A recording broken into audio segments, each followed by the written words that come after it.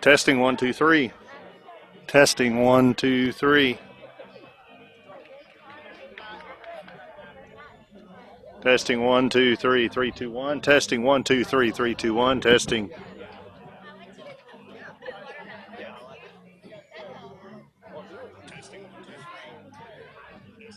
All right, looks like we have live audio, video. We'll be back.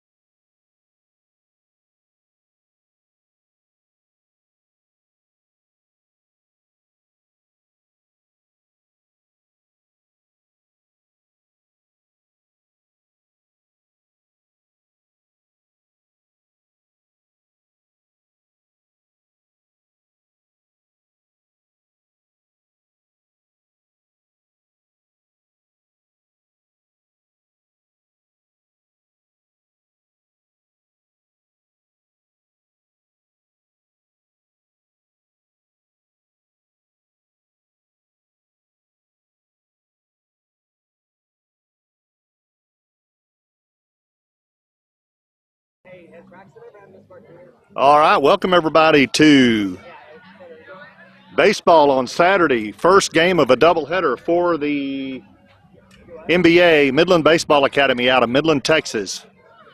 We are live and in color at Gunner, Texas.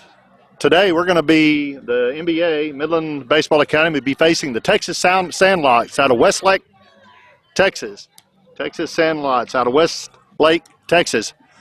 NBA Midland Baseball Academy is out of Midland, Texas. Today starting in the field will be NBA. Get your pencil and your paper, and I'll give you the lineup on the defensive side.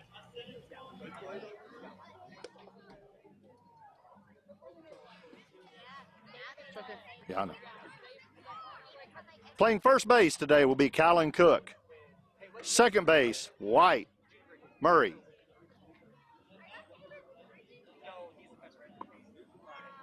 Third base will be John Williamson. Shortstop, Joey Creech. Left field, Noah Hernandez. Center field, Damian Ochoa.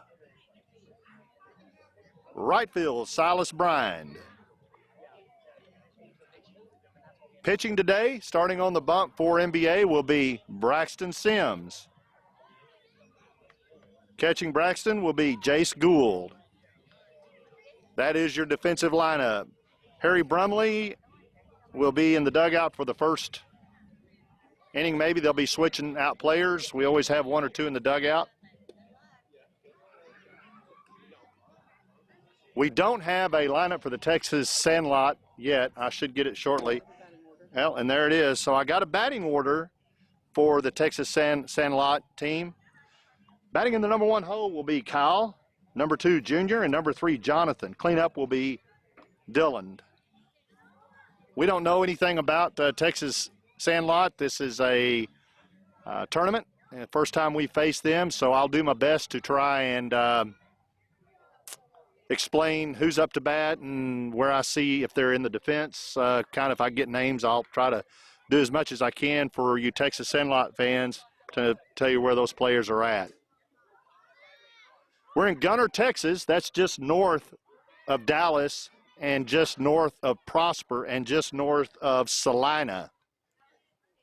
So give you an idea of where we're at. It's a beautiful day, about 70 degrees, wind out of the about the north and west a little bit, about 3 to 5 miles an hour.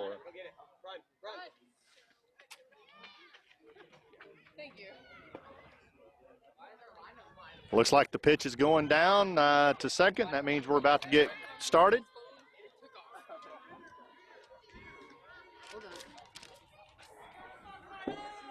Okay, up to bat for Texas Sandlots.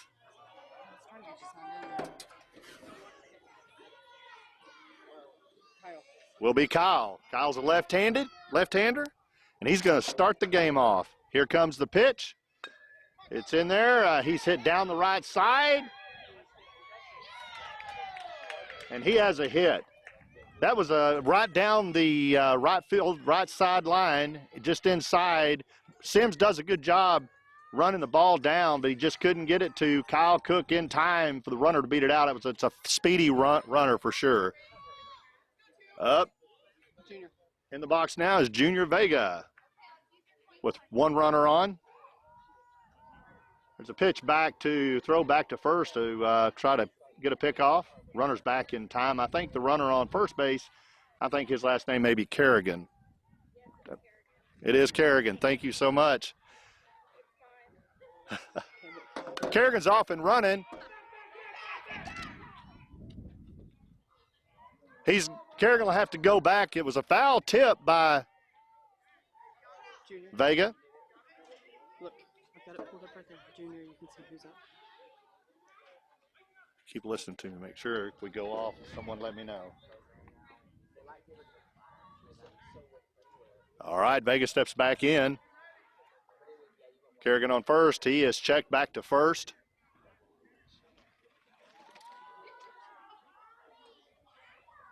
Sims on the mound for NBA.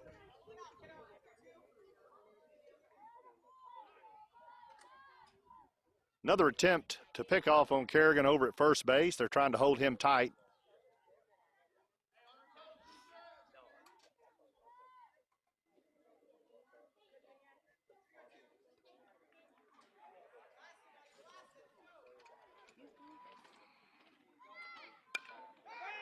High pop-up infield. The pitcher catches it. That's an out. That's a nice out by the pitcher. Heads up. That was a high pop-up. Hard to see in the sun, but they got it nonetheless. Jonathan is next. Up to bat now is Jonathan Lance. Kerrigan still on first. One out. There's a throw back to first for an attempted pickoff. No luck. Jonathan Lance, number 29 out of Westlake. There's a pitch. That's a strike. The runner goes on the pitch. At first base, still second. Got a runner in scoring position, Kerrigan is.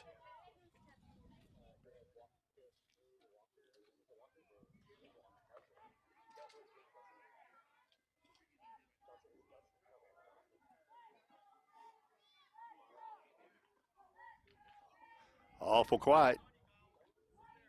Pitcher staring at second.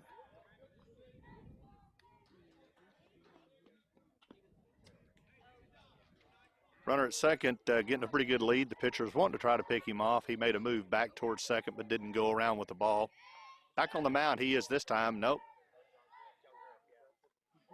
Runner back. Kerrigan back on second. They're trying to hold him close. Lance wants to see a ball.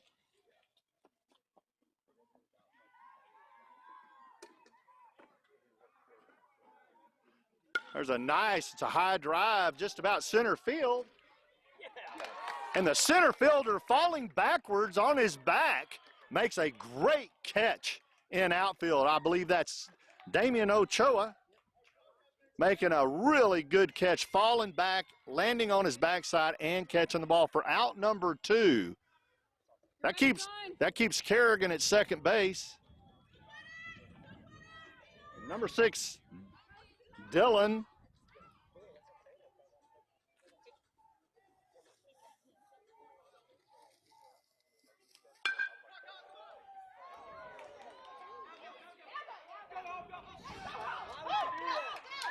Why would you do that?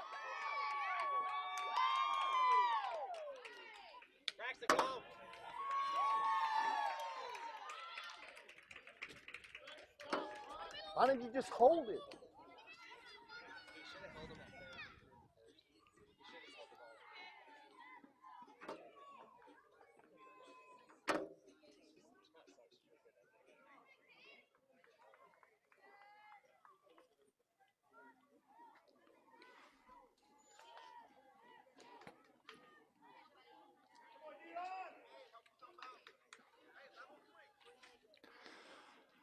So third comes up with a really good play, but decides to throw to first. Overthrows first. That allows Kerrigan to score.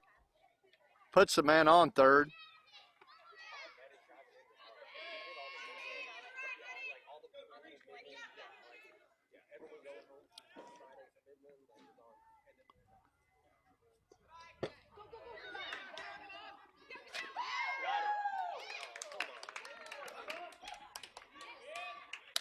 Ball gets by the catcher. Runner comes in on a steal, safe.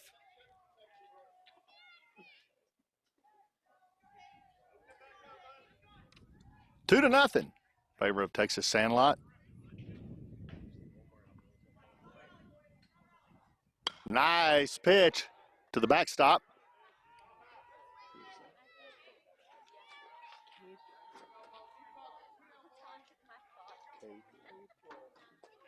Cade is in the batter's box for the Sandlots. There's a pitch and a hit out to right field, deep, deep. Right fielder's under it, and he gets it for an out. Nice play by Silas Bryan to stop that inning. Not before 2 runs score. 2 to nothing. Going into the bottom of the first, Texas Sandlot.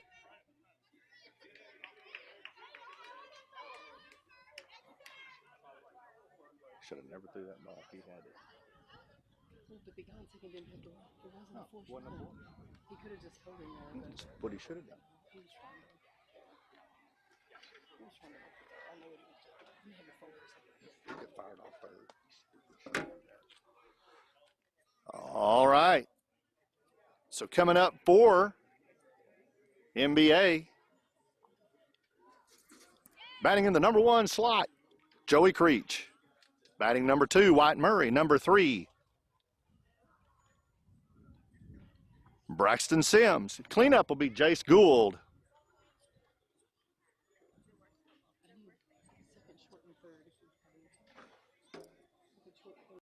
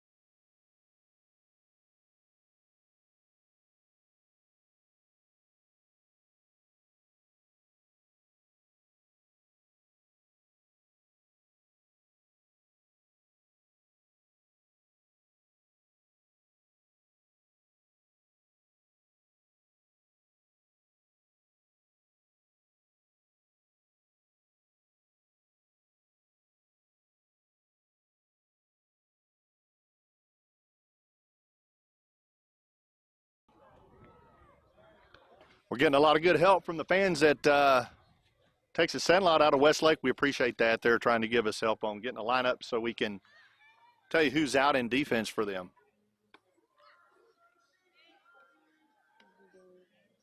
Looks like in defense for Texas Sandlot, first base will be played by, and I've just got first names here, so Jack at first base, Zeke is at second, Kyle's at shortstop, Jonathan at third. Noah will be out in right field.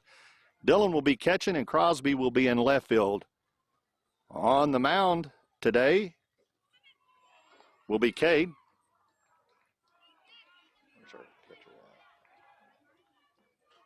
Gabe's going to be catching Cade today.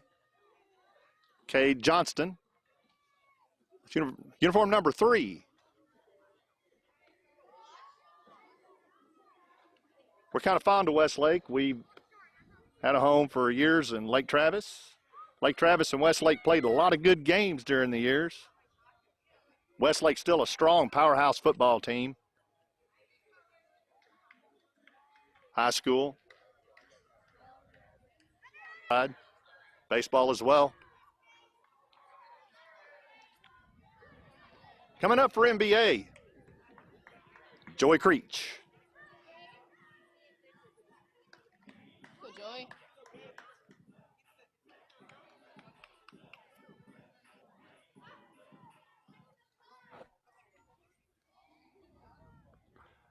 Here comes a pitch. It's outside and high.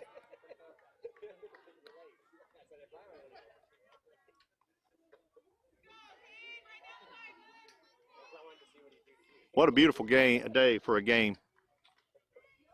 Really pretty. There's a swing and a miss. That'll even the count at 1-1.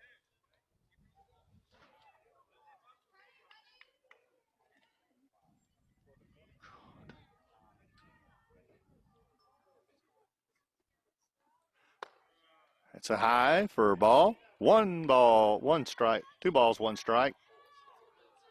Head coach for NBA, Braden Blaine.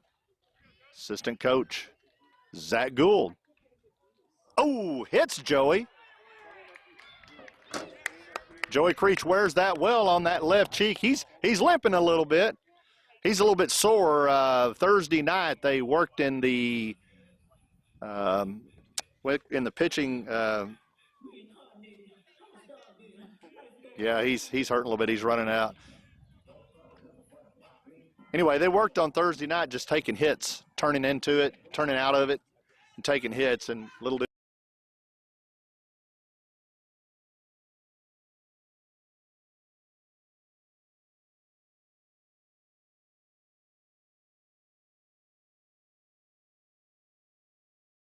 He's a speed.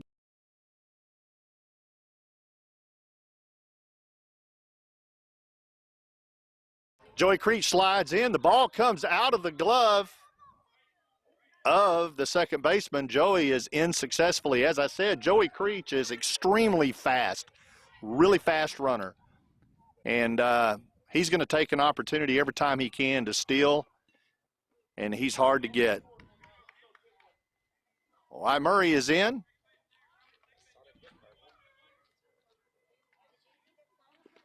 That one gets past the catcher. Runner on the move, and Creech is in on third.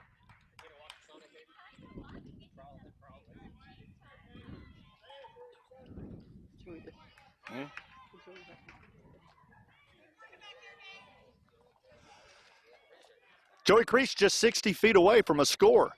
Murray steps back in. Count is 1.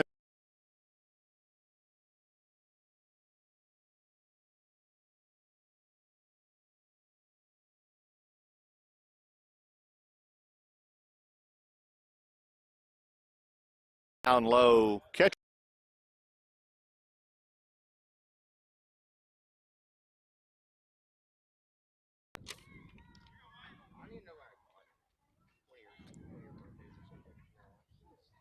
Pitch is on the way. That's in there for a strike.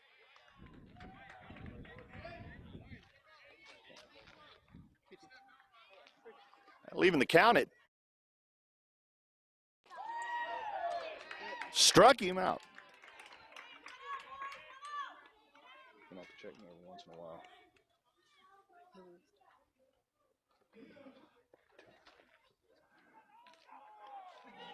Braxton Sims steps in with 1 out. Runner on third. That's outside.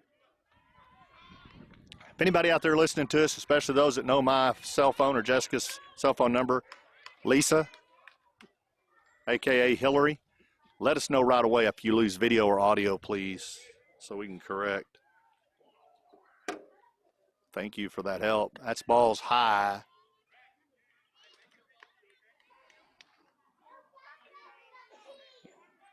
On deck, Jace Gould, son of Hillary, Zach Gould. There's a pitch that was low. Sims is ahead. Hitter's ahead in the count.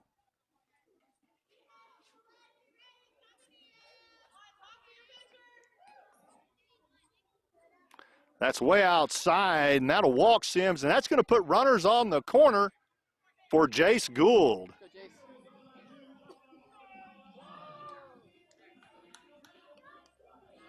On deck, Silas Brynd.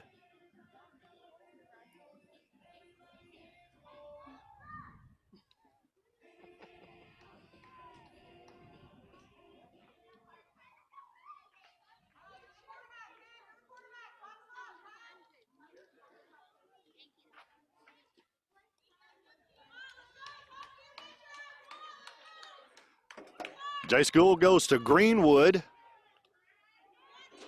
His favorite team is the Texas Rangers, and we hope he gets a hit here like his favorite player, Adolis Garcia. Jace, if you'll just put one right over that center fence, all will be well in Gunner, Texas. And your mom will jump up and down and probably jump all the way to Gunner, Texas. There's the runners on the move from first to second. The pitch was a little bit high. Catcher takes control and keeps it there in his glove. Runner on second, runner on third. Gould in. There's a strike on the outside corner, tailing away. Nice pitch by Johnston.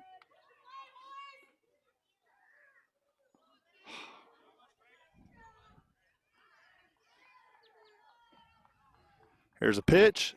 Swing and a miss. Gould just a little bit late on that swing. That was a nice pitch. That was going to be a strike.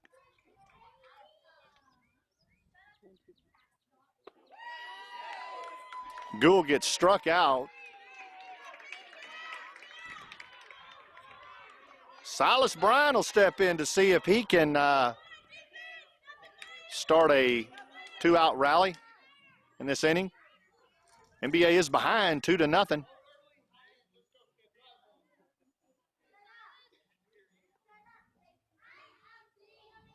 There's a swing and a miss by Brynd.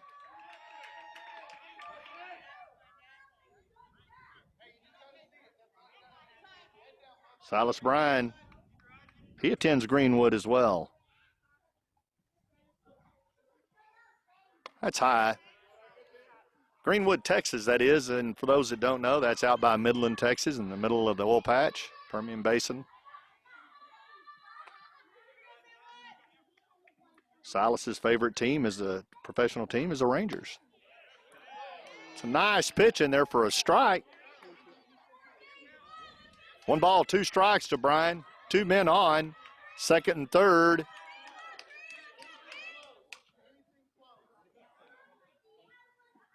That's high.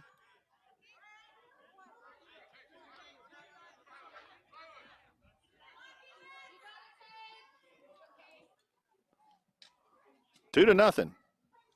Texas Sandlot's out of Westlake, Texas. There's a swing and a miss. And that strikes Brynd out. The pitcher comes back for the Texas Sandlots and gets control, nice control of his pitching, and does a very good job and under a pressure situation with 2 men looking over his shoulder.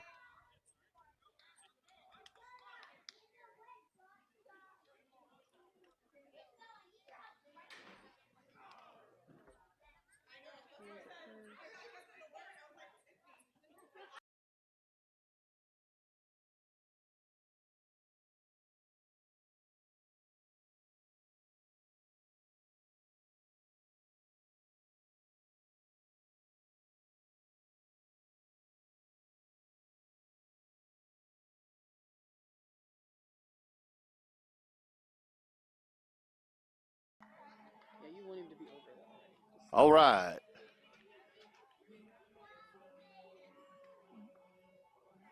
Looks like we have a change at first base. See where else. We still have John Williamson at third, Joey Creech at short, White Murray at second, Noah Hernandez left field, Damien Ochoa in center field, right field Silas Brynd on first base, Harrison Brumley. Harry Brumley out of Midland, Texas. This will be the first game for Harry Brumley for MBA Midland Baseball Academy. We want to welcome him to the team. His parents, Betsy and Stephen Brumley, are here in tow with him. Brought him. Thank you so much for doing that. They stayed. They're staying the weekend in Frisco with Stephen's sister and brother-in-law. We appreciate y'all putting them up and putting up with them.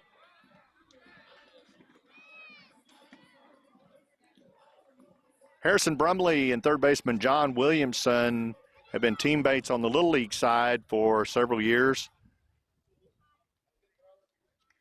Know each other pretty well and attend church together. We're proud to have Harry. He's a good player. He's a solid athlete. Just about anything he wants to do. He'll have to get the nervousness out and the jitters out. I understand how bad that can be your first time, and we wish Harrison all the luck in the world. Go get him, Harry. Here's the pitch. Here's a swing. It's 2-3. Go, go, go, go, go! Yeah! Third comes up with it nicely. It's a nice hard hit ball to third. Third comes up with it over to first on a nice throw, but not in time. The runner beats it out. And that was a combination right off the bat between Williamson and Brumley. So, man, what a way for Harry to start his travel ball day. Catch from one of his good friends, John Williamson. Throw over to Brumley. Try to get that runner leading just a little bit too much. Up to bat.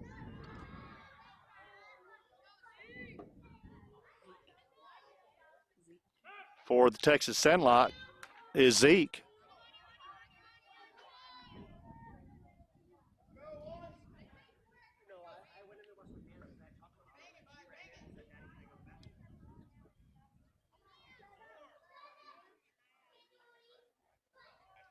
Crosby on first. He's on the move to second, but he's going to have to come back because that's a foul tip.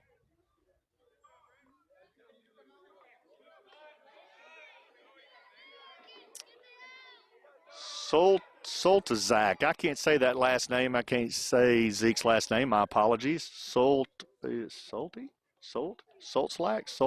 I'm sorry. Soltasiak? I don't know. I'm going to quit butchering it. Let's call him Zeke. Again, runner on first for Texas Sandlots. That's a nice pitch for a strike. The runner advances on a steal to second. However,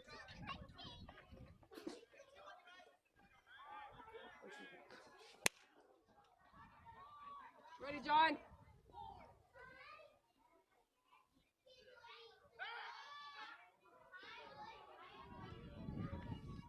feet. Be moving.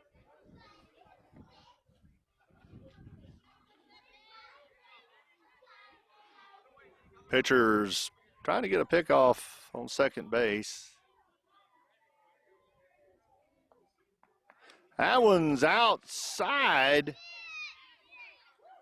and past the catcher. Gets back to the catcher, and that advances the runner to third on a wild pitch.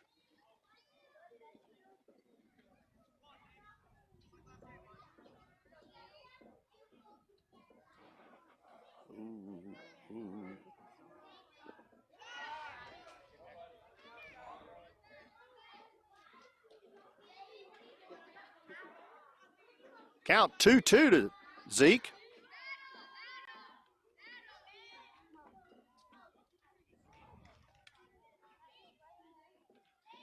That's in for a strike and a swing and strike, didn't that? And that is out. Number 2. Correction, that was the first out on Zeke. Morano steps in.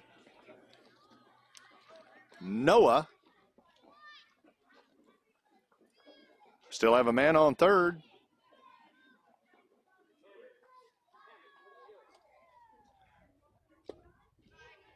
There you go. That's in there for a strike on Morano.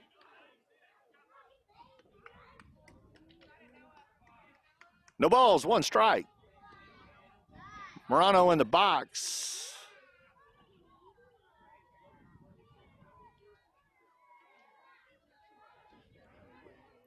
That gets past the catcher. The catcher does have a play. Good, Jace. The runner, though, gets about halfway home and turns around and goes back. Jace Gould did a real good job getting to that ball quick, coming up with it and covering that home plate, keep that run from scoring. Nice job, Jace Gould.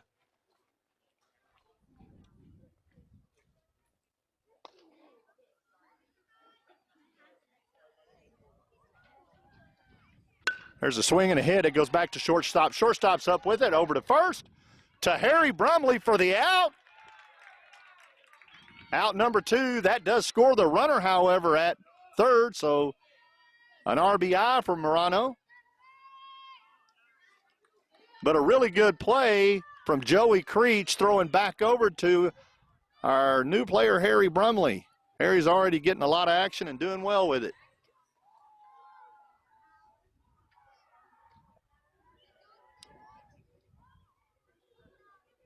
3-0 Texas Sandlots. Pitches in, and that is a strike on the outside corner.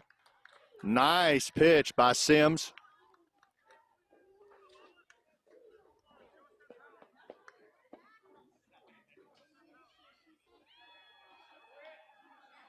There's another hit up to White Murray. White's up with it, over to Harry Brumley for out number 3. Nice play, White Murray, keeping that thing in front of you. Coming up with it and getting it over to Brumley. Brumley, good first outing, don't you think, for Harry Brumley? Man, he counted for 2 of those outs, right? On the catching end. Harry, what a great job. I know the pressure situation you were in right there. You don't know any of these kids besides John Williamson, and you're coming all the way over to Dallas, Texas for your very first travel ball team game, and don't know what to expect. And, man, did you step up to the plate, so to speak, or what? Harry, you're doing good, buddy. Just settle in right there and enjoy the ride. It's going to be fun.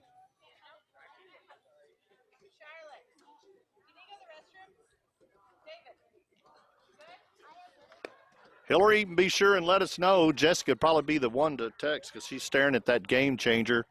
If you lose video or audio on us, I know you're wanting to hear this as bad as anybody. Nathan Cook, the son of Cal Cook, he is at the dad of Cal Cook. Yeah, Cal's the son. Let's don't get that backwards.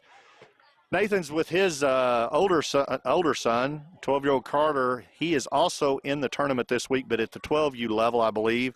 So they're completely across the Metroplex at another venue, and that's tough when parents have to split up.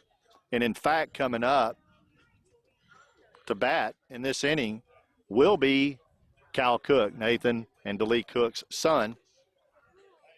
So Nathan, hold on tight, and I'll see if I can do you some justice on announcing here if you can't see real well. Y'all will notice today that you have a net in front of the camera. That's because this net is a fiber net, so we couldn't set our camera on it. You have to have, the metal aluminum for it to hold the camera. So we're on a tripod today, and that's giving you that netted effect that we can't do anything about.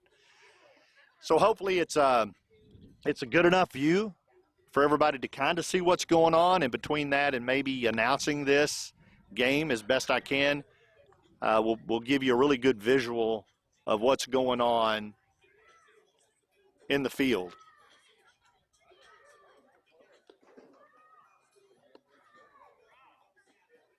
Pitching for the Sandlots will be Fortune, last name Fortune. That's odd in that we also have a Fortune on our team as well, Judd Fortune. And I don't know if they're kin, but that's not a name you normally hear. So it'll be kind of neat to get together after this and see if these two are kin somehow, some way down the road, or down the line there. Batting will be Cal Cook, Harry Brumley, and John Williamson in that order.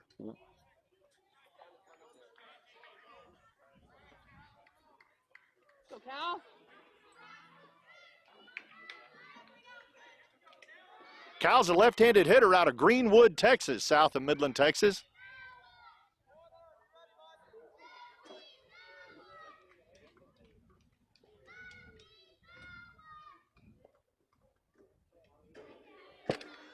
Ball's a little low, gets away from the catcher. Cal's favorite food is bacon. Bacon. No balls, one strike to Cal. Cal stands in. Here comes the pitch. It's swung on and missed. Just outside, I'm telling you, 2 inches from the end of his bat.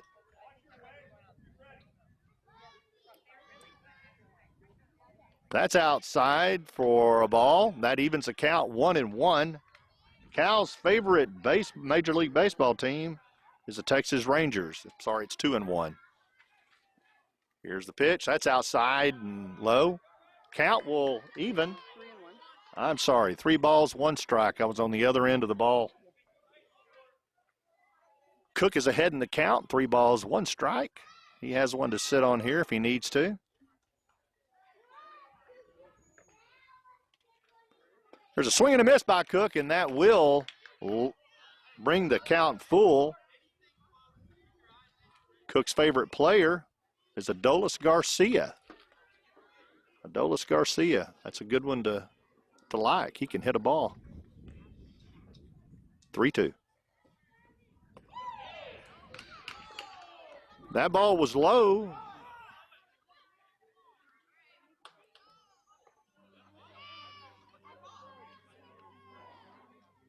I'm sorry, that was a strike. A little confusion there. Ball was a strike. Out number 1. There's a little bit of confusion in there. Harry Brumley steps in for the first time for the NBA. I know those butterflies are really flying now. High behind the net, Harry hits one. He hit that with intentionality. Williamson on deck.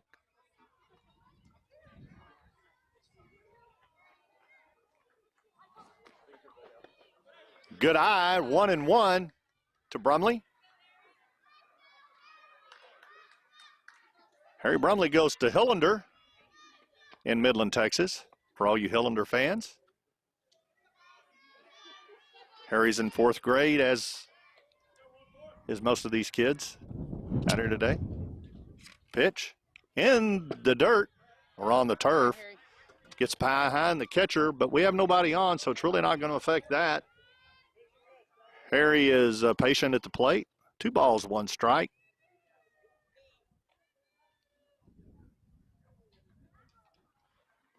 There's a hit back up to shortstop.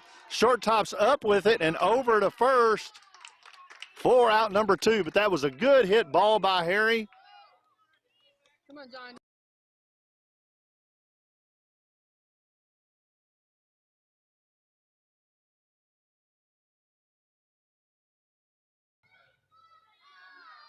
John Williamson is in. Here comes a pitch. All day long. It's all right. You watch it. You got it. Come on. Get you one. Hurry up. Step up.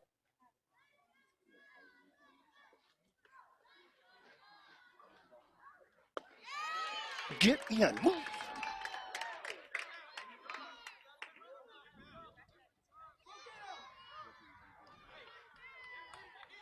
Get up in there. There you go. There's a hit back over to the pitcher. Pitcher over to first for out number 3.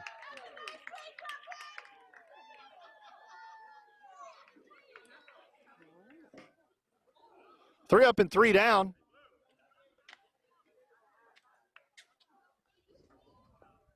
for the Texas Sandlots.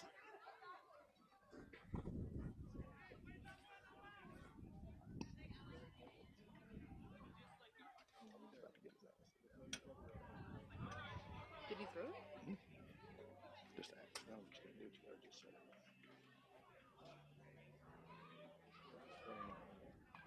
Huh? What inning are we in? Top of third.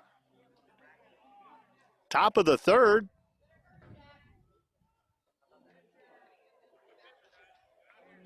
Scores 3-0, Texas Sandlots.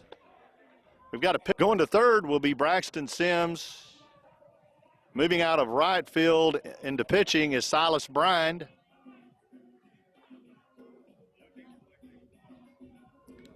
Who's that right? Judd Fortune, speaking of Fortune a minute ago, is going to be in right field for NBA. White Murray will still be at second. Joey Creech at short. Braxton Sims at third.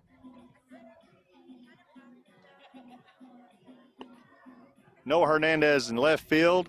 Damon Ochoa in center. Harry Brumley will remain on first.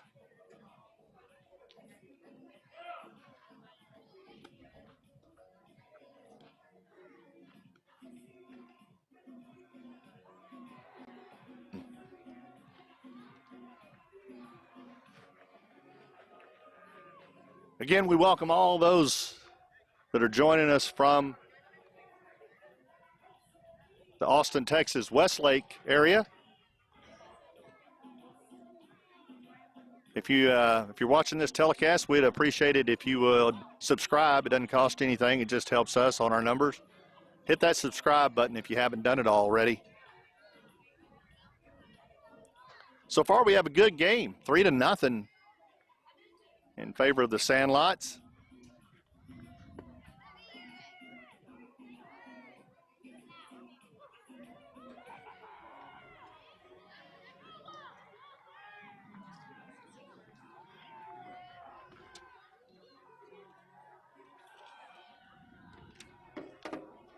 Silas Bryan will be continuing to, the catcher Joyce Gold will continue to catch, and Silas Bryan will be throwing to Jace.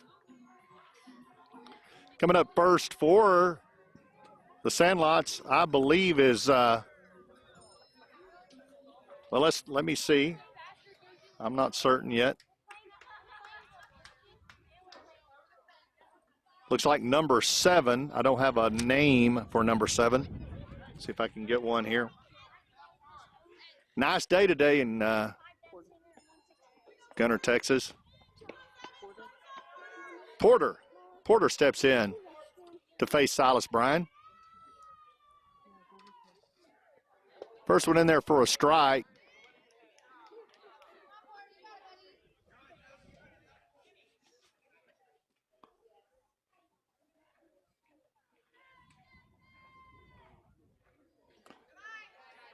That one's outside. That'll even the count 1-1.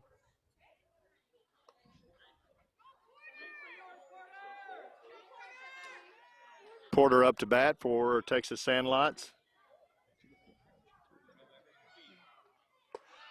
That one's in there for a strike. It gets that front corner and just kind of tails out. 1 ball, 2 strikes to Porter. Silas ahead in the count. We could use a 3-up, 3-down inning right here. That is high. That's going to even the count 2-2. This telecast is brought to you by Endeca Crude Express out of Midland, Texas. Crude oil haulers extraordinaire. There is a hit out to center field. Damian Ochoa could not get to it. It gets behind him. Damian got to it. He's up with it to his cutoff. Comes back into Joey Creech, and they hold that runner to a double. That's a nice hit by Porter. He hit that with authority. Gabe for Texas Sandlots is stepping in now.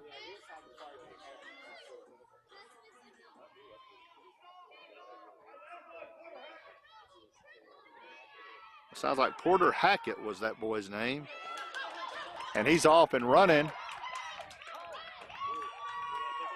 on a steal. Comes on around. It looks like that was an attempted pickoff by Bryan back to second. Second didn't get to it in time. It gets to the outfield, and that allows a run to score 4-0, the Sandlots.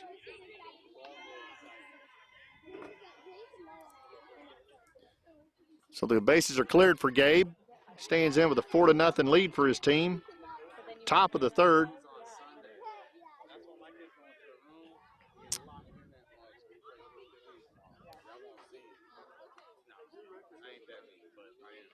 There's a pitch and there's a hit to third. Up from third to first to Harry for the out.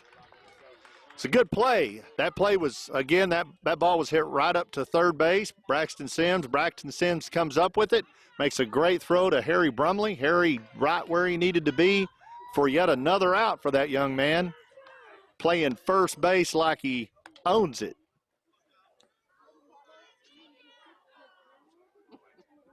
Swing and a miss by Kerrigan. He's a left-hander. Number 22 is the jersey number for this Westlake young man.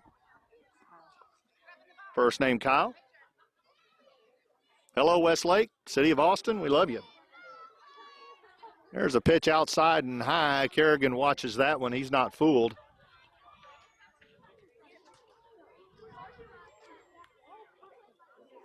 Kerrigan got on base last time.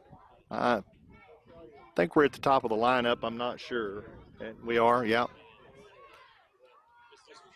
We also want to thank Jess X out of Midland, Texas. They're a sponsor. Jess X is a Midland sponsor. There's a pitch just inside.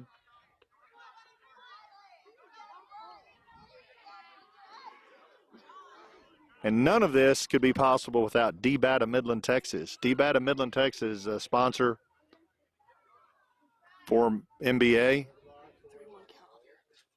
3 balls, 1 strike. Got a meeting at the mound to see if we can settle the pitcher down just a little bit.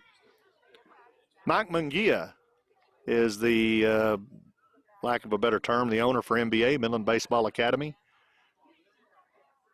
NBA, Midland Baseball Academy, is not just a travel team. They're an academy first. 10U, 12U, 14U. There are 160 kids strong in this academy in Midland, Texas. To me, the premier academy for these boys, I think the next step, definitely from Little League transitioning into the academy, that shows them, teaches them how to be good players, great players, go on to bigger and better things, learn the sport in a holistic approach, mind, body, soul. There's a pitch back to Bryan. Bryan's up with it. He's over to first. A little bit high, but Harry lets that come out of his glove, and the runner's safe on first. So as a hit back to the pitcher up over to first. Looks like he's a little hurt over there. It might have strained something. I don't know. He's walking it off. But NBA, Midland Baseball Academy,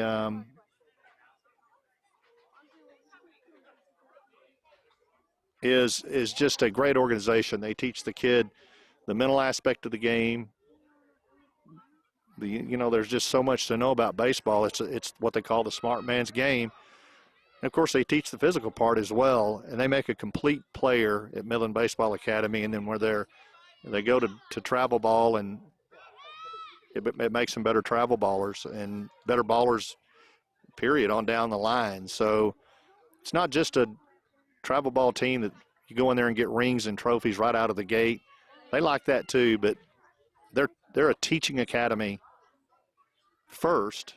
And as I always say, I think Munguia has it right. You worry about the process, not the outcome. And that's a Nick Saban thing too. Nick will tell you, Saban will tell you, get the process down. Inside for a ball, runner on the move to second, and he's there. You worry about the process, and the outcome it'll be there. And it'll be there right when it gets there. If you're in the Midland area and you're looking for that next right step for your kiddo, that step is NBA, Midland Baseball Academy, Mike Munguia. So throw back to second to try to get the runner. He's back in time. That was the same move that cost him a run a minute ago. as the ball didn't get caught and covered, and it went into the outfield and allowed that fourth run to come in.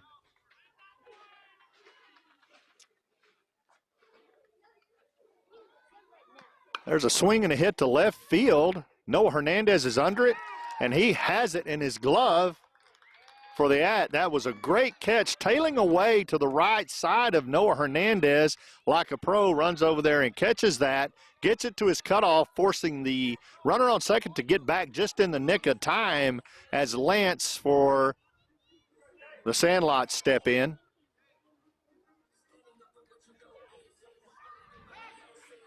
Another move for a pickoff back to second. Second back in time.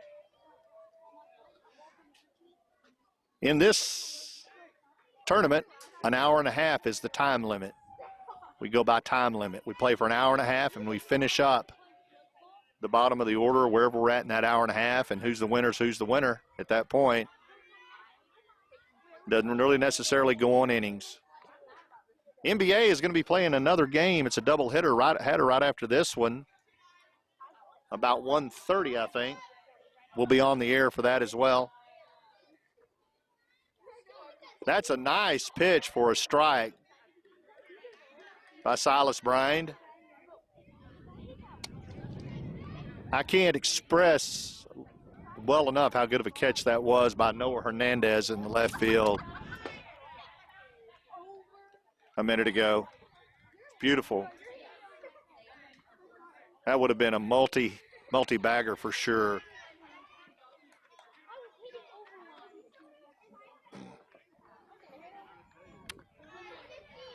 Runner on the move to third as the ball drops just short of the plate,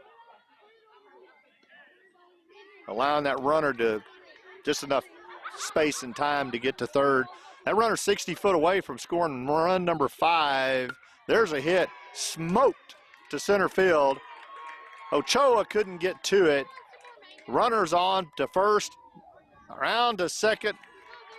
Kerrigan scores for the 5th run of the game.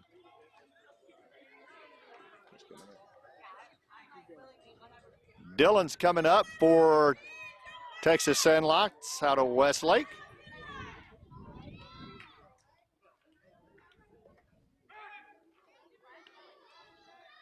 Bryant is intent on keeping that runner at second tight.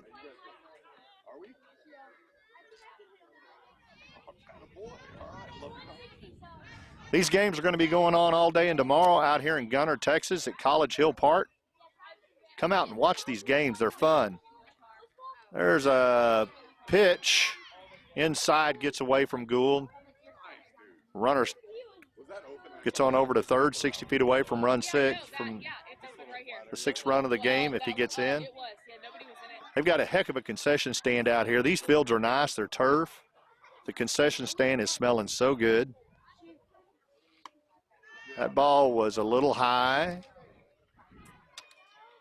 Batter's ahead of the pitcher. This facility boasts, I think, 8 indoor cages. Man, it is so nice.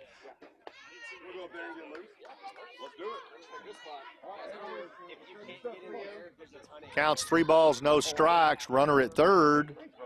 5-0, Texas Sandlot.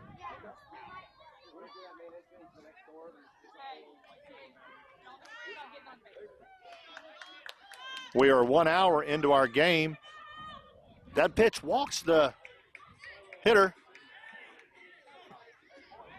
The ball doesn't get back to the pitcher. Pitcher is not paying attention. That's a live ball until he gets back to the mound.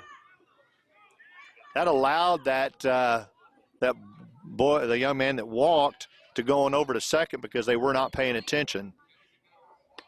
It's a swing and a miss by Johnston, who is the pitcher of record for Westlake today. Again, Westlake has runners on second and third. It's imperative that these pitchers get back to the mound and get their foot on the mound to stop the play.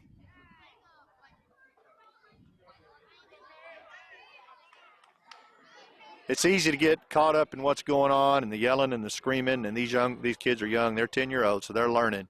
It's really easy to lose focus. It's a tough job being on that pitcher's mound. There's There you go. a strike. Pitcher's ahead in the count. 2 strikes, no balls. One more, Silas. One more. 2 outs.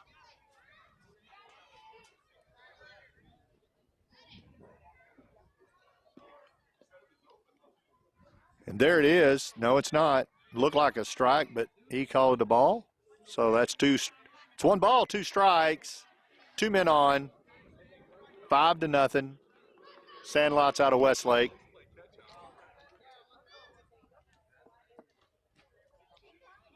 There's another move to third, trying to catch the runner at third, coming a little early home.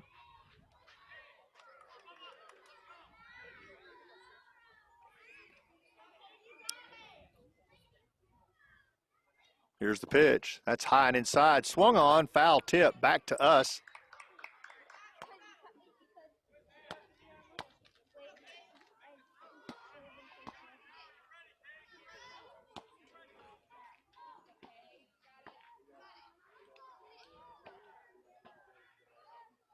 Here's the pitch. It's a nice pitch. It gets over the pitcher's head, out into outfield. 1 run scores, 2 runs score. Ochoa up with it to the cutoff man.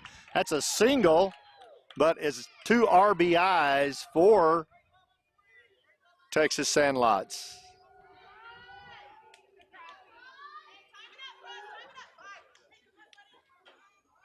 It was a really nice hit.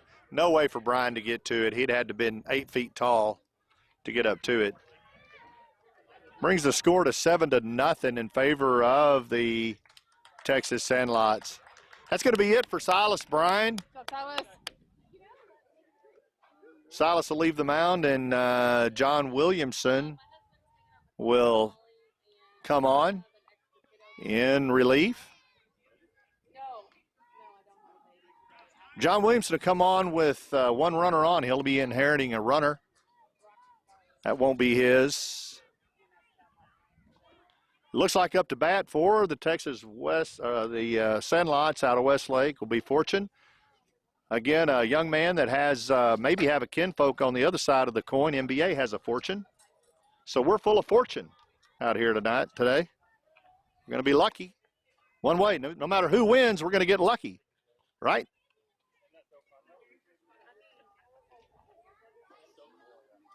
I want to thank Chris Wilson and his wife for putting such a fabulous facility, DBAT, in Midland, Texas. This isn't just me saying this. The DBAT in Midland is the premier DBAT of all the DBATs in the United States of America. The facility, the trainers, it is the top-ranked facility in the nation for DBAT. DBAT boasts some of the best trainers in the country. They have Barry Kiefer, Josh Turley, Dennis Schrum, Barry Russell, just to name a few. All those men have coached at high level. Coach Russell, 20 years at Midland High School. All these trainers have either coached at high level in the college ranks and the pro ranks. We have these trainers have been in the Detroit Tiger organization. They've been in the Brewers organization. Schrum has been in the Astros organization. These coaches coach pitching, hitting, fielding. They are the best. And if you're in the Midland, Odessa area, do your kids a favor. Get them in a regiment of training, of classes with these coaches, and watch these kids flat turn around for you. First pitch. A little outside and low for ball. Runner on the move to second.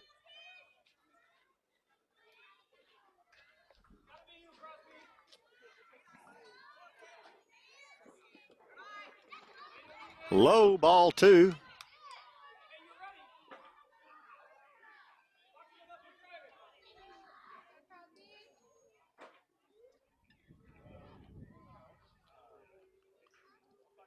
There is a pitch right down the middle for a strike, but it got hit on, so it was such a good pitch. That drives the ball to right field. Right fielder Fortune comes up with it and gets it in time. Runners at third. Solsiak is coming up. I think that's how you say it. Zeke is in there.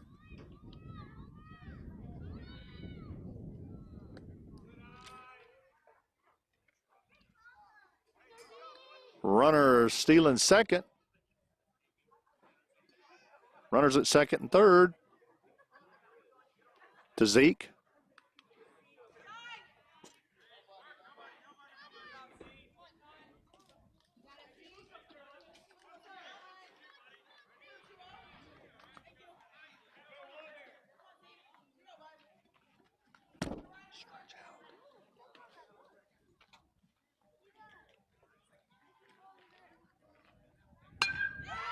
There's a hit to left field. Noah Hernandez is up with it. Now he drops it. Now he's back up with it to the cutoff. That's going to bring 2 runs in.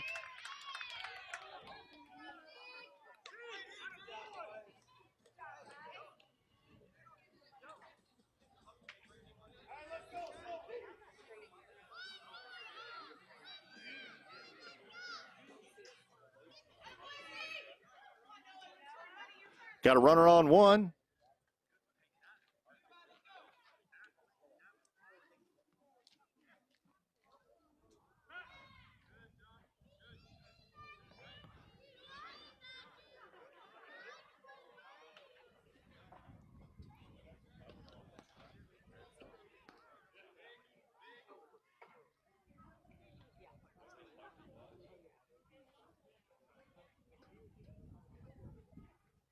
Here comes the pitch. That's in there for a strike. Runner on the move to second.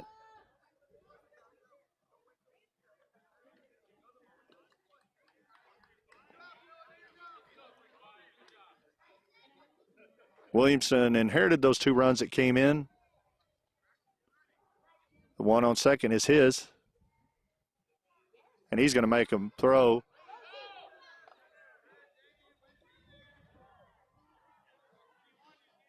He throws back to second, overthrows second, gets to outfield, no harm, no foul.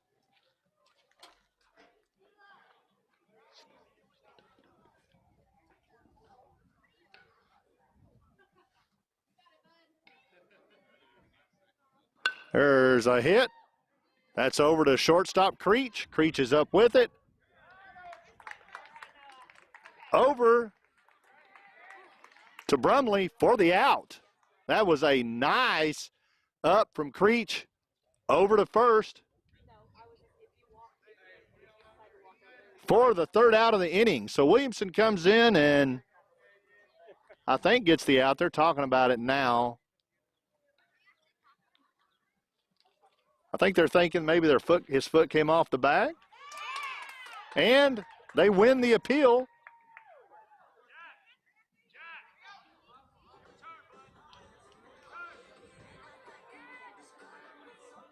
So the defense will take the field again. They end up calling that runner safe on an appeal. I believe they said the first baseman might have lifted his foot up off the bag.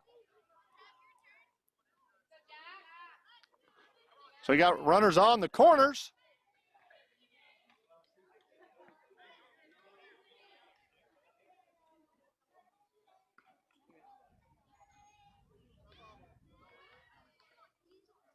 Fisher is in for Texas Sandlot. John has runners on the first and third bases, his runners. There's a hit out to outfield. Ochoa's under it for the out. Nice play. A good pitch, a good hit, and a nice catch by Damian Ochoa in the outfield to get the 3rd out of the inning. They needed that. The score is 9-0 in favor of Texas Sandlot. Out of Westlake, Texas. Just to finish up with DBAT, again, they've got so many things to offer out there. I didn't even talk about the softball. They've got 2 softball coaches, young ladies that play collegiate level. Awesome, unbelievable pitching coaches and hitting coaches, fielding coaches. They got a full-on weight room with a certified trainer that's in that weight room. They have certified training, speed, and agility coaches and strength and conditioning coaches. Our son, John Williamson, he is every week in speed and agility, every week in strength and conditioning, and, of course, he's 3 nights a week being trained by Coach Barry Kiefer. And, I always tell parents, they come to me, what is the secret sauce? To me, parents are misled a lot of times. They think they can go out and get one of these high-powered coaches to give them 1 or 2, lessons, and then they're all fixed. That's just not it. You want to get a good diet once a week, twice a week, whatever you can afford to do, and get them with one coach. The coach needs to get to know the player needs to get to know the coach, and get them used to each other and get a regular diet of working with these kids. And I'm telling you, 5 or 6 lessons in, you're going to see a different kid on your hands. And I'm going to tell you, these coaches are hard to get. You have to book up. We book up sometimes 4 weeks in advance because, time slot after school, that's really something that, is hot right now with school in session. But they teach all ages. They teach all the way from 5, 6, all the way up to high school and college kids. And so it's any age. It's DBAT Midland. Chris Wilson and his wife own that. The finest DBAT facility in the nation. Midland, Odessa, you're missing out if you don't get in there and get in a program and get your kids some professional training for sure. Stepping in for NBA, Midland Baseball Academy, will be Noah Hernandez. On deck will be Damian Ochoa. Noah hits one down the left side, just foul, about 5 feet. Pulled it good, though. I thought he might have had one dropped in there. Fortune's on the mound. Uniform 14 for Texas Westlake out of Westlake, Texas. Fortune's on the mound. Pitcher before him, great job. It's a swing and a miss. About an inch off the end of Hernandez's bat.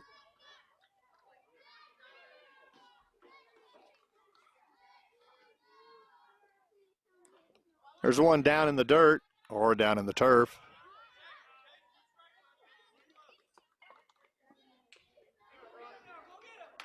Hernandez is going to step back in with a 2-strike, 1-ball count, I believe. Here it is. That's inside over the head of Hernandez. He gets out of the way just in time, and that's going to even the count. NBA doesn't have any outs yet in this inning. Haddon's outside and gets away from the catcher. That'll bring the count full for Hernandez.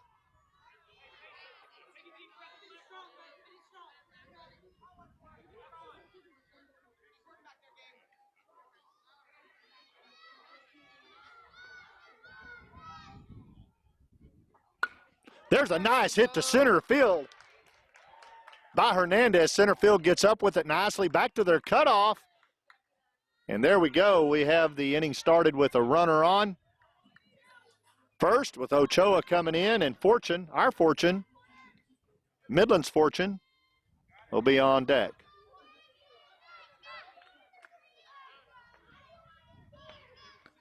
Noah Hernandez is also extremely fast. If he has a chance, he will attempt the steal, and there he goes. There he goes. Catcher's up with it, going to second to try to get the pick off, but does not get to it in time. Noah's in there safe. Ball gets out into the outfield, but they get it back in, and Hernandez thinks better of it and stays put on second. He is in scoring position. We could use a run for the day. I hope we can get him on in. That one's down low, gets past the catcher. Noah's going to be on the run there to third, and he's in there standing up. 60 foot away from NBA's first score of the afternoon.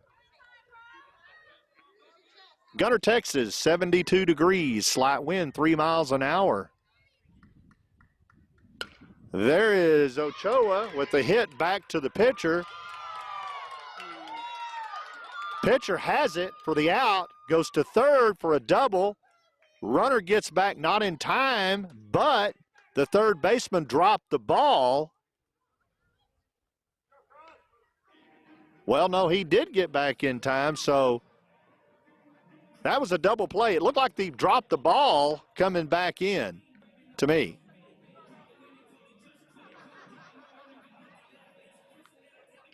They hadn't appealed to the home plate umpire yet.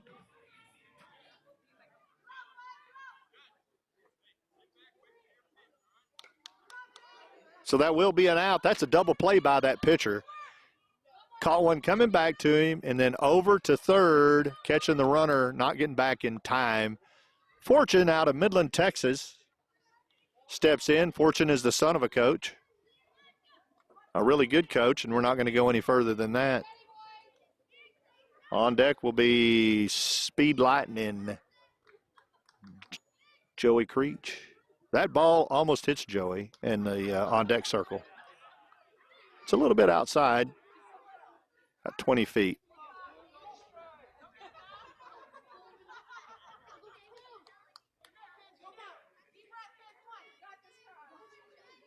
Judd Fortune swings. High fly up. First base is under it. He has it. And that is another 1-2-3 inning by Texas Sandlot. Bottom of the third. Coming into the top of the fourth. Score is still 9-0 in favor of those Westlake Sandlots. Proud to have sitting next to me our game changer, our young lady that's running our game changer. That's a tough job. Game changer keeps all the balls, the strikes, the steals, all of it. And you have to have your head in the game. Not many folks like to run it, want to run it, and can run it efficiently. But Jessica Jones-Williamson is doing a great job. We appreciate her being here.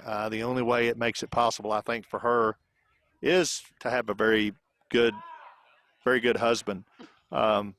She's been blessed. He brings her to these games so that she can get here on time, and quite a supportive young fella. She also has 2 children, one of them on the mound right now. So she has her hands full, and but can't be done without her husband.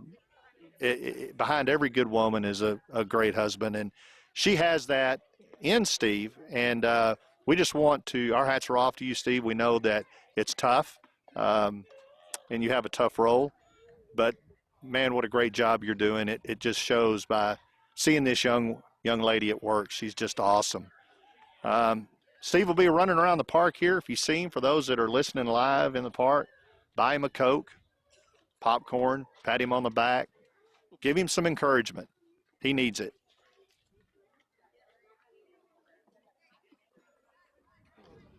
Oh, that's your ego standing next to you. Oh, I'm sorry. I thought somebody was standing there. My ego standing next to me. What? It's your head. I thought someone else was standing Oh, there. You think my head's, I've got a big head? Oh, babe. So for those that are listening, and there are a lot that know us, Right there, John. my name is Steve, and I would be her husband. But all of that I said is true. Lisa. Same thing goes with Zach Gould, our assistant coach. He's out here today, and man, without Hillary, a.k.a. Lisa, he wouldn't be here today. She couldn't be here today. They have a daughter that is a world-class diver. I think she's 12 years old, if I'm not mistaken, and she dives for COM out of Midland, Texas. She will no doubt be a high school swimmer. She will no doubt be a D1 swimmer, and I have no doubt that she'll be in the Olympics someday. So Jace Gould, the catcher right now, his mom, Hillary, is in Midland taking care of the duties of a diver, while Zach, his father, is the assistant coach down on first base. We thank the Gould family from the bottom of our heart. They work hard, and to get all these kiddos where they need to be on time, it's tough. It's tough doing double duty when you have 2 that you're chasing. John Williamson back on the mound to continue pitching for NBA. That one's down low.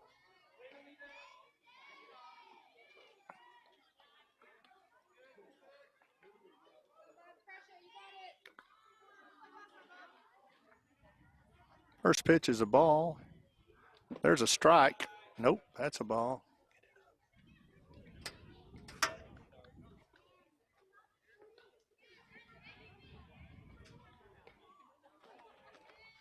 Two balls, no strikes.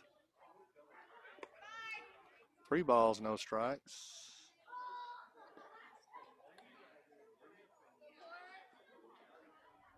Slow down.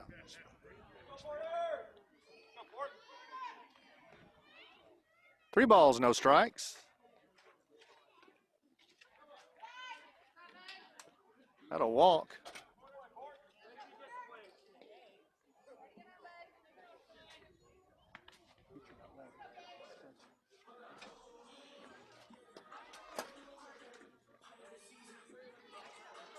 Bring it hard.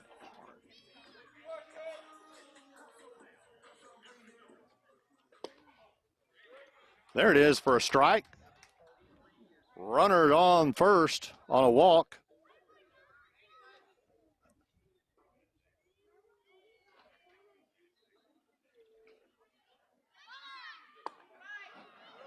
There it is for strike number two.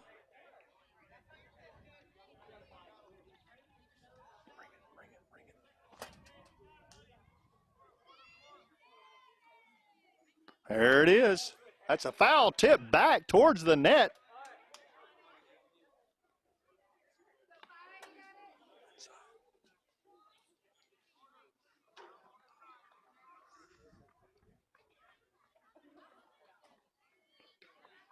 Batter steps out.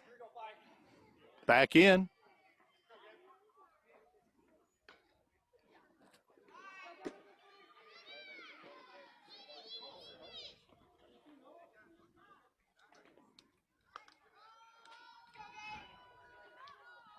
Two balls, two strikes, one ball.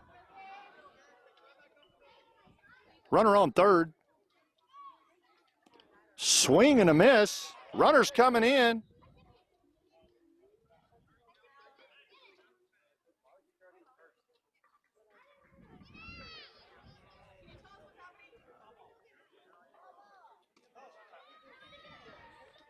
They thought it was a catcher thought it was a foul tip, but it wasn't. So he came up throwing down to first, but it was not a foul tip.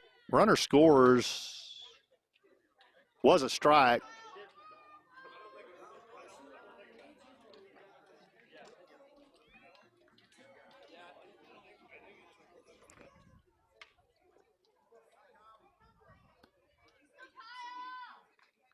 Top of the lineup for Westlake. First one's a ball.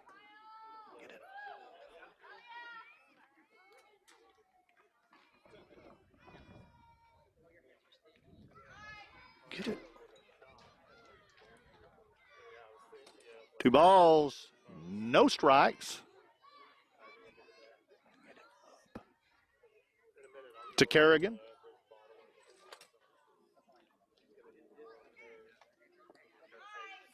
You gotta get it.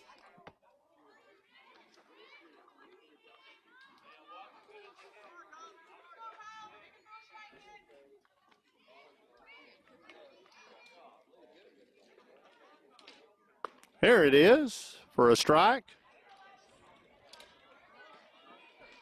There.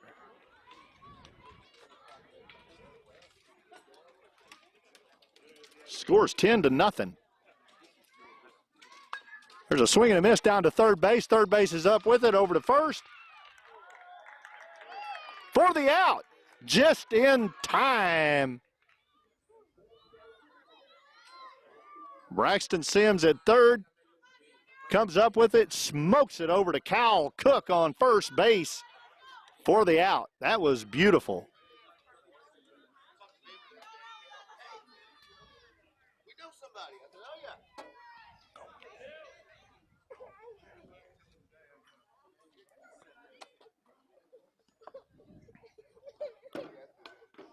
Check swing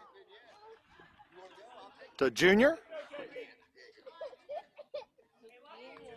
Junior Vega up. Nobody on.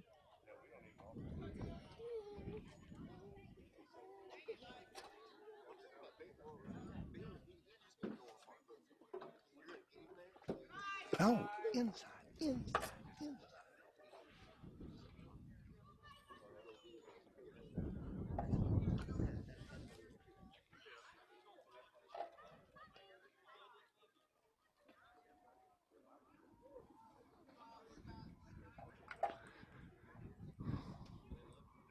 There's a hit to outfield. Outfield lets it drop in front of him, and that's a good play. Brings it into the cutoff. It's a single for Vega.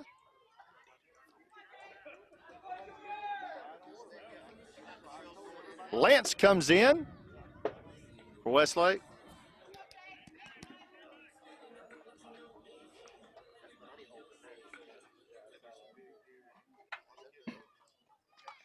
Steps back out, getting a sign from his coach down on the third base side. Steps back in. He's ready for play. Pitcher's looking over at the runner on first.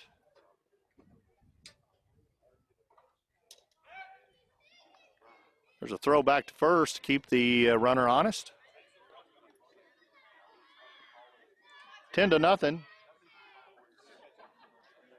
Top of the fourth in favor of Westlake. Sandlot. Runner's getting a good lead at first. He's probably going to be on the run here. And there he goes. That's in there for a strike.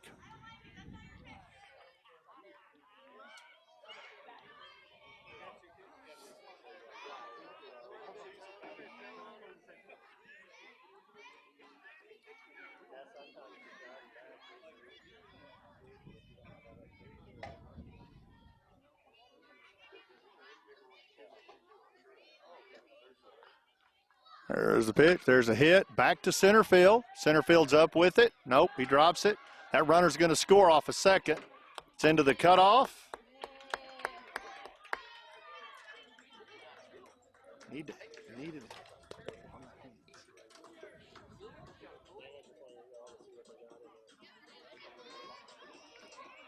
11-0 as Jonathan steps in.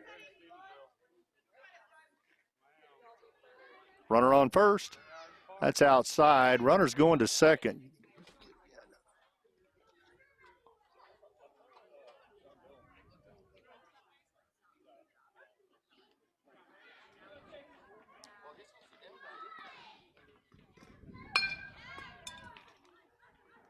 Joey Creech up with it, over to first for the out. That is out number 3.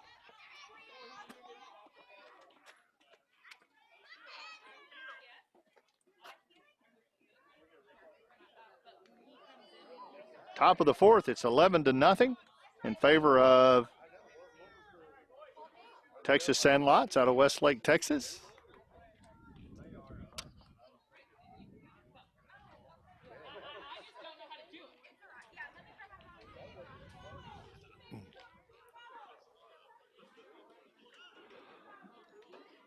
And Deca Crude Express is our main sponsor. They're traveling with this team, and we appreciate Deca Crude Express. You call, they haul. It doesn't matter if you're a producer and you're selling to Plains or whoever it is, you can request Deca Crude Express to be the hauler. They work with them, and all of the majors can haul for anybody in the country. Deca Crude is out of Midland, Texas, but they have trucks all over Texas and New Mexico and Oklahoma and even out to Arizona on fuel. Deca Crude Express invests a lot of time and money in the boys in the Permian Basin in West Texas. They bring you this live feed. They are the premier crude oil hauling company in the country. Show them your love and tell your marketer to give them a call and have them haul a barrel for you.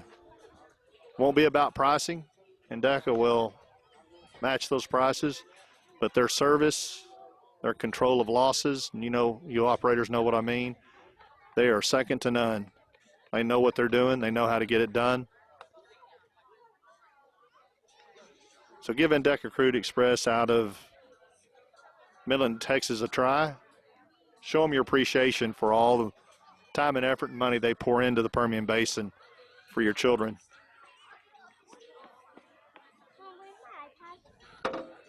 This isn't the game that the NBA had drawn up on the board. They certainly thought it would be closer than this. It's an 11-0 affair.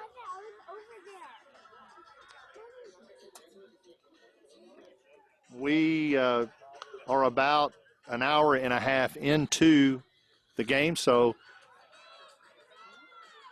NBA being the home team, this will be the bottom of the order in the last at-bat. However this ends up, the score it ends up with after NBA is through with this inning is what it'll be.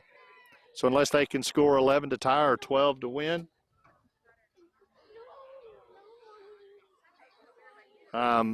this game will be a loss for NBA if they can't pull off 11 runs, 12 to win. The good news is they live to play another game at 1:30.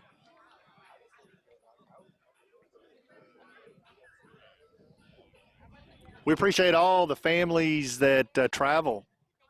The NBA team obviously has traveled 6 hours out here. It's expensive. You got to travel. You got to commit to a day off at work, get that day off, and you've got to buy hotels and eat and feed and transport and fuel. This is not a cheap sport. Pitcher's ahead of Joey Creech. 2 strikes, no balls. White Murray's on deck.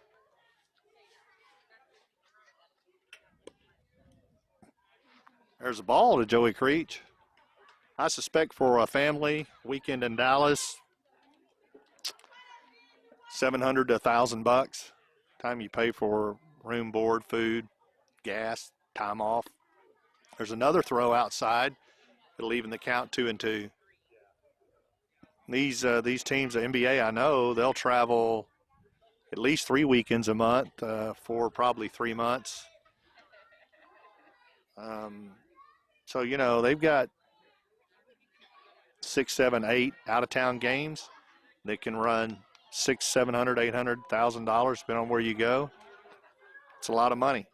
So this isn't a cheap sport for those that know travel baseball, and you can appreciate what these parents sacrifice and sometimes siblings sacrifice to bring their young men to these games to play.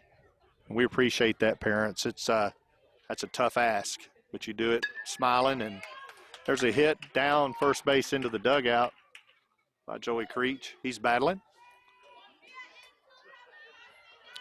Those parents that have kids play dual sports, even worse on them. They're paying for diving somewhere and soccer somewhere and baseball somewhere else. I mean, it can get really, really stressful on parents from a financial perspective.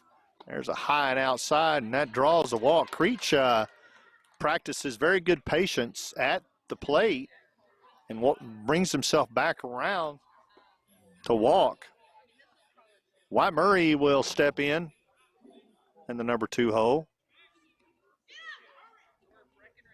Creech is in a pickle, and he gets back just in time, safe. Well, that was the first pickle I've seen in probably all the tournaments we've done. And that was nicely done by both sides, but Creech does come out the victor. He gets back to first. Now they've got him again, and he's running now. Here's another pickle. And he's back again. That is now the second pickle I've seen all year. Hadn't seen one all year, all season, all tournament season. I see 2 in as many plays. It's not going to scare Creech. He's going to keep trying to steal that out there. And he's off and running. And now they're going to try from home plate, but they're not there. That was a good throw from the catcher over to shortstop, but Creech is just too fast. He flames. He's a flame. He runs like a blowtorch. He is hot, fast, and can get it. He's running again. He's going to third, and Not in time. Joey's in safe there. He is trying hook or crook to get in to score and at least get one for NBA to take that goose egg off for NBA. 11-0. Ball's in there high. 11-0. Texas Sandlots out of Westlake, Texas. Welcome, Westlake, Austin area viewers. There's a swing and a miss by Wyatt Murray.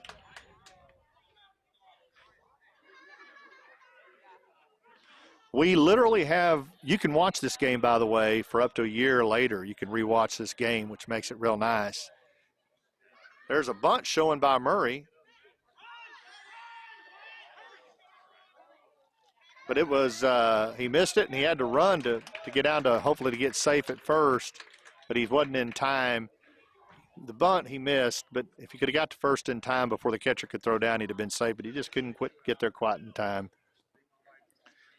These telecasts are seen around the world. We have had viewers from this year from Spain, from Colombia, from Hawaii, from Florence, Italy, and I could just keep going. This is a really neat platform for these kids to be seen on by parents and grandparents, brothers, sisters, aunts, uncles that couldn't otherwise be here.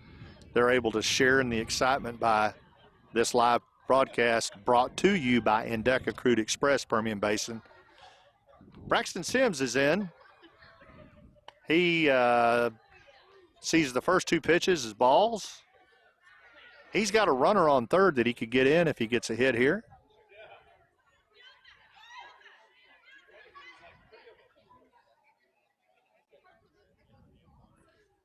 That is a high infield going back to the pitcher. Pitcher's up with it and has it for the out. Creech is going to stay put at third.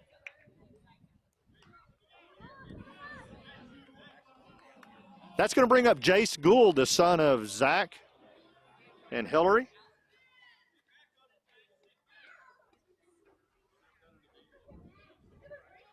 First pitch in is a strike. Nope, it's a ball, I'm sorry. It looked like a strike. Jace Gould.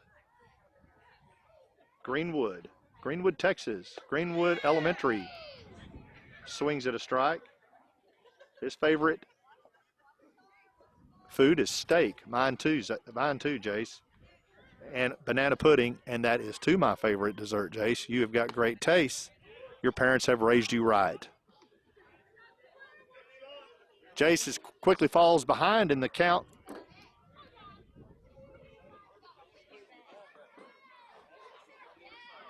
That is a nice pitch on the inside, and that gets Jace. That gets Jace swinging, and anybody would have swung at that. That was very, very nice. 1 ball, 2 strikes. 2 balls and 2 strikes, actually. That was low. That brings the count full for Jace. Jace has a runner on third. He's trying to get that goose egg off the scoreboard for us. Here's the pitch. There's a swing and a miss. For the third out of the inning, that'll leave a runner stranded, and that'll be the end of the game. With Texas Sandlots out of Westlake, Texas as the victor, the final score will be 11-0. We'll turn around and play another game. That is NBA will. Congratulations to the Sandlots. They did a great job. We appreciate the fans. They were on the third base dugout side. They helped me out because I do not know these kiddos, but they helped us out. We appreciate that.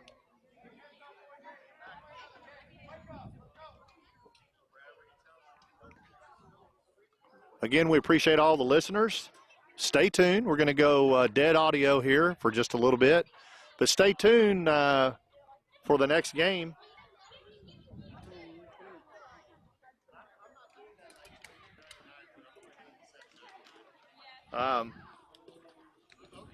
I'm not sure who we playing next, but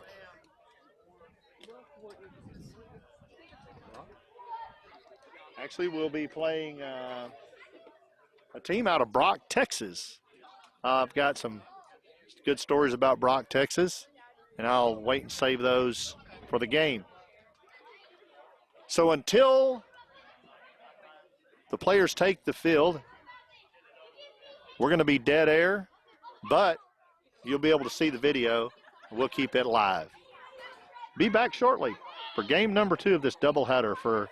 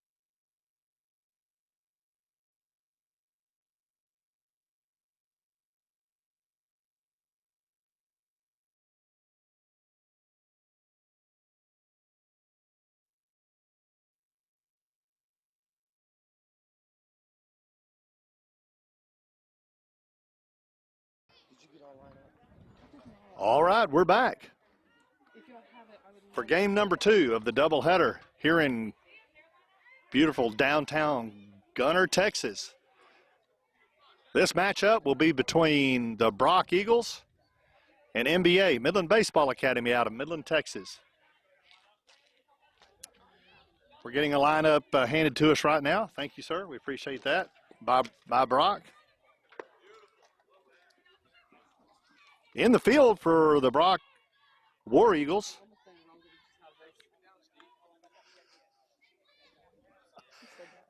Head coach Braden Blaine thinks he's funny.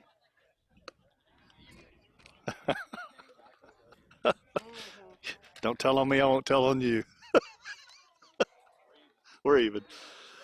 In the field for the War Eagles will be at first base will be Taylor. I don't have last names, but for those folks from Brock, you'll know who I'm talking about. First base will be Brock. Second base will be Braxton. Third base, Barrett. Shortstop, Jace.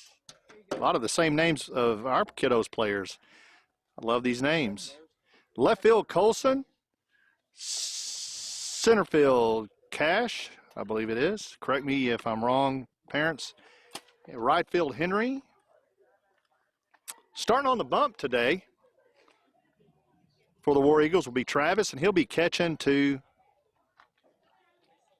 Sager, I believe that is. S-A-G-G-E-R, Sager. You might get a clarification on that last name. If I'm butchering a name, I'm sorry. Batting in the number 1 hole for NBA will be Braxton Sims. Batting in the number 2 slot will be Davian Ochoa.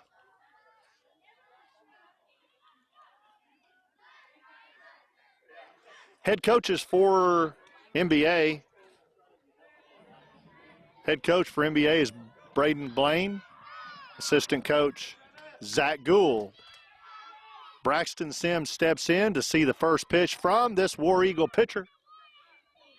He's in his movement, coming in, and he hits Braxton in the left ear hole.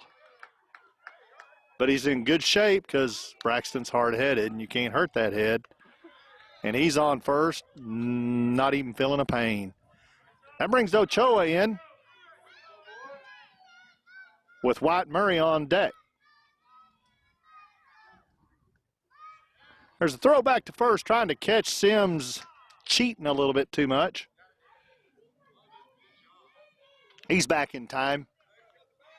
So we're underway at about 1:30 on the nose. So 1:30 is first pitch. There's a run by Sims on the move. That hits the pitcher, but the pitcher comes back up with it. Throws over to first for out number 1. But not before Sims gets into second. He does get the runner advanced.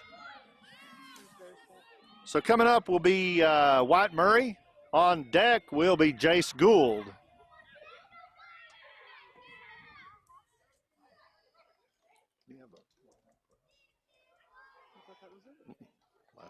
Last game.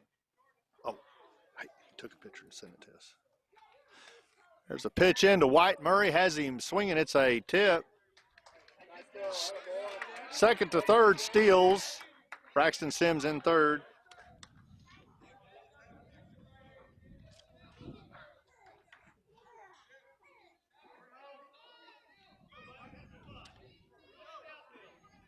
Here. That's it. That's it right there. No, he sent me a picture too. I already got it done. I was just trying to get it for you. Wild pitch gets past the catcher. Third base thinks about it, runner, but he goes back.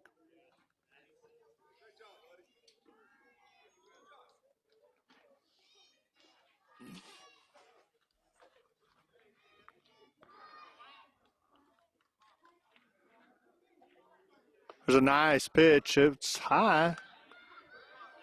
Looked like it was in there to me.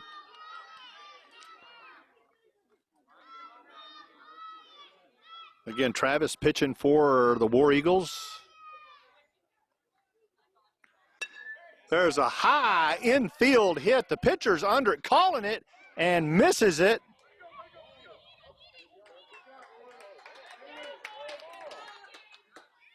Sims on third, thinks about coming in, but it was a little bit too close to him where it lands to give it a shot. That puts runners at the corner, Murray and Sims at the corner with Jace Gould stepping in. Jace Gould, the son of Hillary and Zach Gould. His dad is assistant coach over on first base in your camera. Zach is going to see if he can bring these runners around. Get NBA off the start. NBA had a rough start in their first game. Runners off, White. Murray's off. He's going to come back. That was a foul tip. Exercise in futility right there. NBA came up on the short end of the stick in their first game of the doubleheader today. Again, congratulations to the Texas Sandlots out of Westlake, Texas. They win that 11-0. Gould steps back in and sees the pitch, and it's in there for a strike right at the knees. Pitch was a really nice pitch. It started about belly button high and dropped right into the top of the knees, right down the center of the plate. Got runners on second and third. If he could just get something going here, they may be able to put a run or two on. There's a swing and a miss right back to the pitcher. Pitcher reaches up for it. It goes over his glove. One runner in, that's Sims. Another runner in, that's Murray. It gets right past the second baseman into outfield. Outfield comes up with it with the War Eagles back into their cutoff, but not in time before both runs score. Putting a man on first, and Noah Hernandez will step in to see what he can do about Jace Gould coming on around and scoring. Nice start. Now goes Jace on the run. There's a hit, and it could drop, and it does drop. Uh-oh. So there was a confusion. Jace Gould thought they were going to catch it, so he comes back. They drop it in the shallow center field. Then he has to turn around and go back to second. Mom, he makes it just in time. He's safe on second. We're having trouble with these bags today. They're moving a lot, and that's really can be a little bit dangerous. But when they slide in, these bases are not staying down, and that can pose injury issues. It can, an out when it's not an out or a safe when it's not a safe. So they got to do something about getting these bases glued down better. Stepping in is Silas Bryant. Silas sees a strike, and Jace Gould takes off and gets a steal to third. And Noah goes on to second as well. Runners at second and third for Silas Bryan. Joey Creech on deck.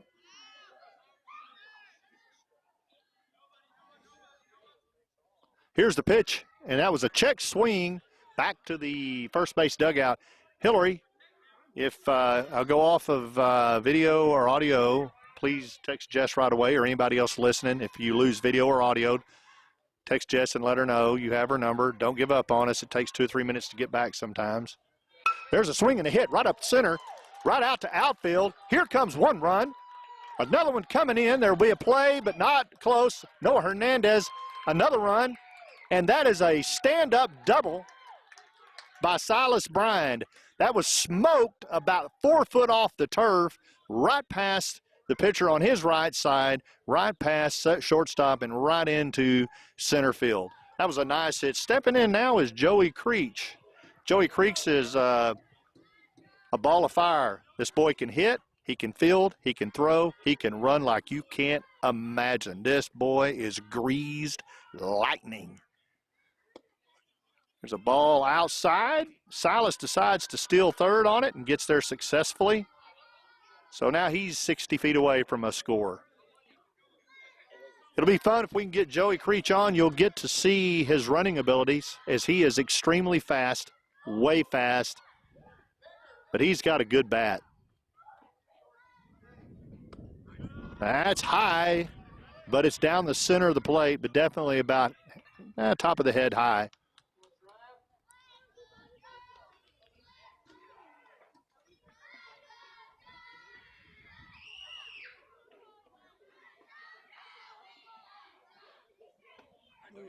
There's a swing and a miss. That was a good cut by Creech.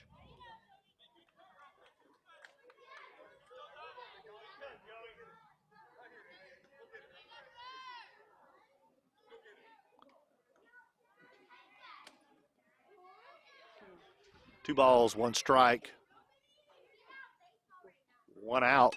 There's a hit. Ball back behind us. Out of play.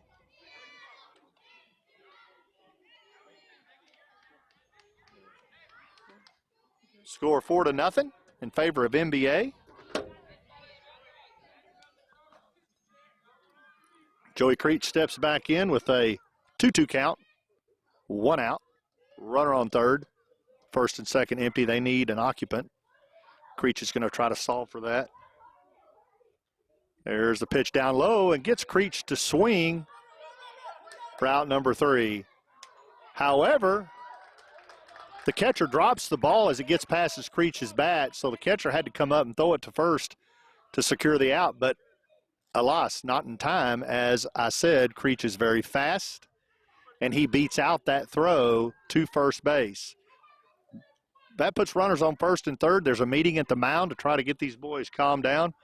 While this meeting's going on, I want to take the time to thank all those listening from Brock, Texas, and around the world.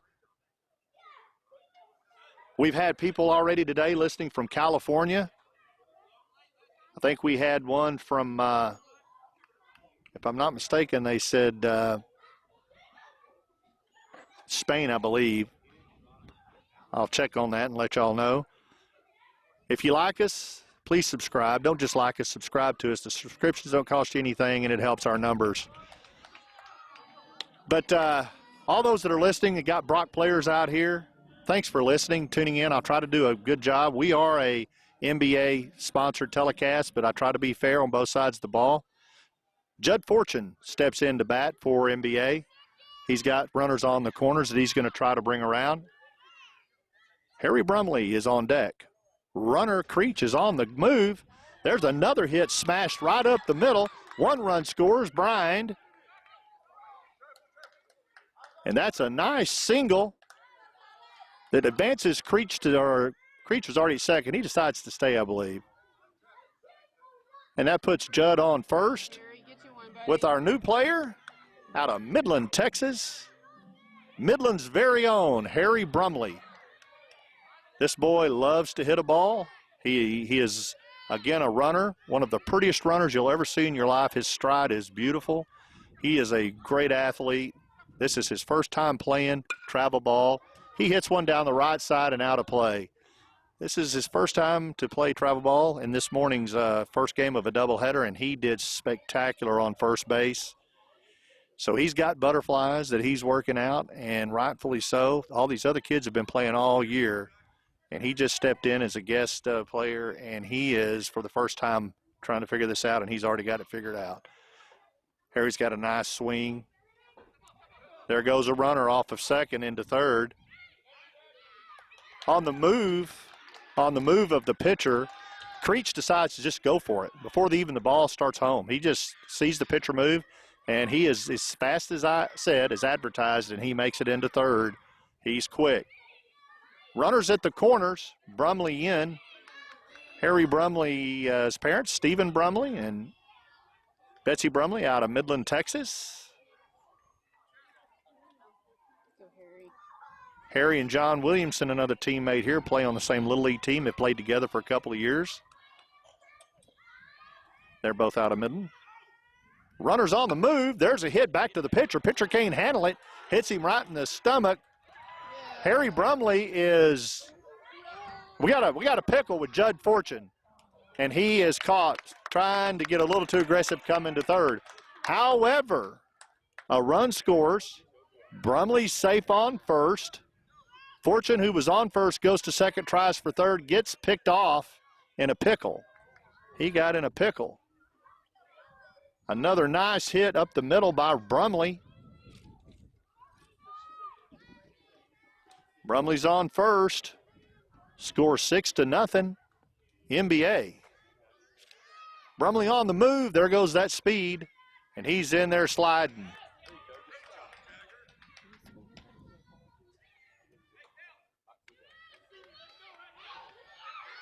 Did he swing at that up? Did.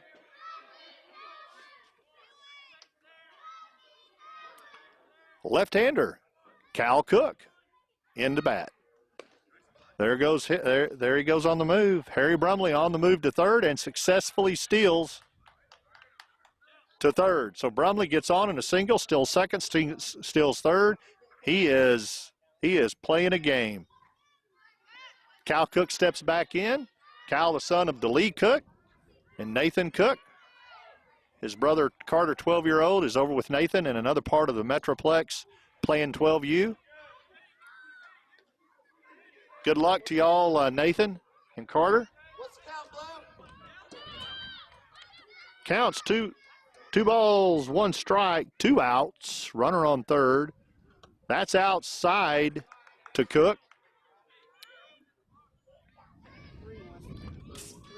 3-1's the count.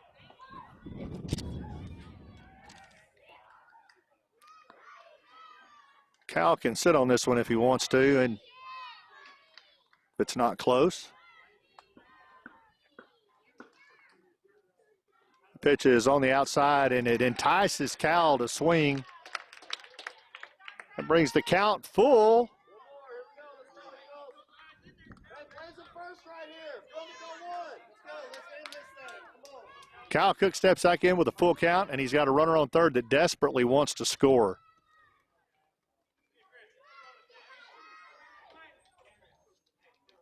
There's a hit in between shortstop and third base. Harry Brumley's on the move. He comes in. He is scored standing up, and Cal Cook has a smash in between short and third base out into left field. What a nice hit by Cal Cook. John Williamson will be stepping in with Sims on deck. There'll be two outs.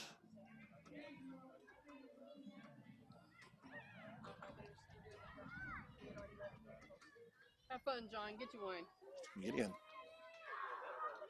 Have fun. Core. Here we go. Play resumes. Here comes the pitch. Runners on the move. I didn't see your eyes come back. Watch it. Come on.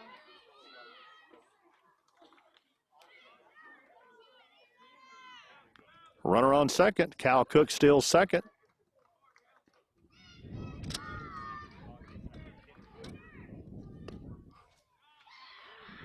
Gotta hit it.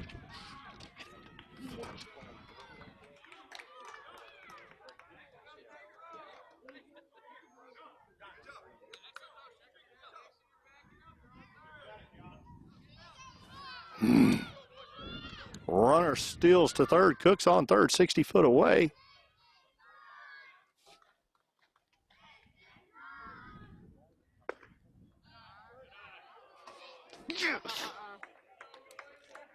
Swing the bat, John. Got to be swinging.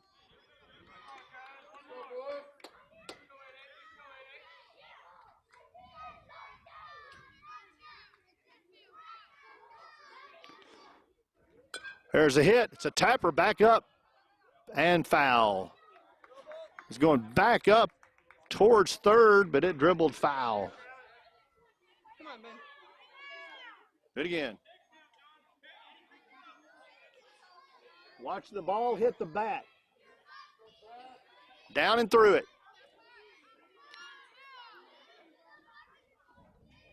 Two strikes and a ball.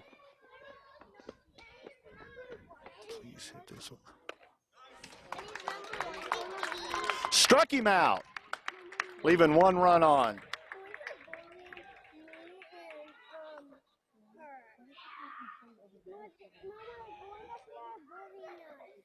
Why don't you sit over here in the shade?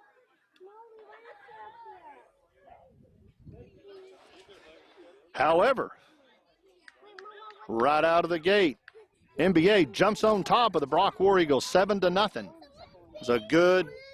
That was a good start. Good start to the game, unlike their last game.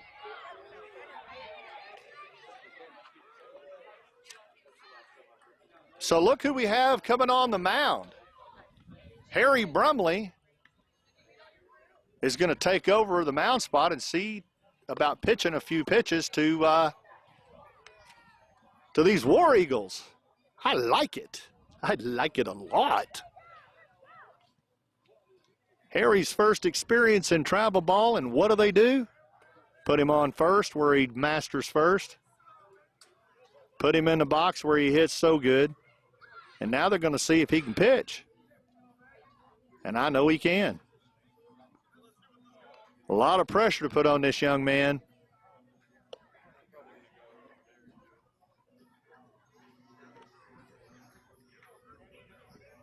Playing left field will be Noah Hernandez. Center field will Damian Ochoa. Right field will be Silas Bryan. First base will be Cal Cook. Second base will be Wyatt Murray. Short will be Joey Creech. Third base will be Braxton Sims. Harry Brumley will be on the mound, throwing to Jace Gould.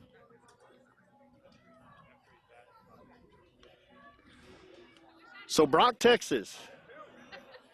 Brock, Texas is close to my heart. Had a very good friend of mine, dear friend of mine that lived the other side of that golf course down there, John Gwynn. He passed away during COVID. Spent a lot of time on that ranch, but even as important, I had a niece that coached softball at Brock High School for several years. Among arriving as a new coach, she immediately fires up and turns the softball team into one of the best softball teams in the country. She was one of the best softball players in that part of the country in high school and junior high herself. She always wanted to go to coach. She's an attorney by trade, was an attorney by trade, and was an attorney in Houston when she decided to go to Brock and fulfill her ultimate dream of being a coach for a few years. And she did just that. She took Brock to state. I think won one, lost one in 3 years there, maybe 4 years there. Her name was Sarah Teagarden, Sarah Williamson Teagarden. That's my niece. My brother's, one of my brother's daughters.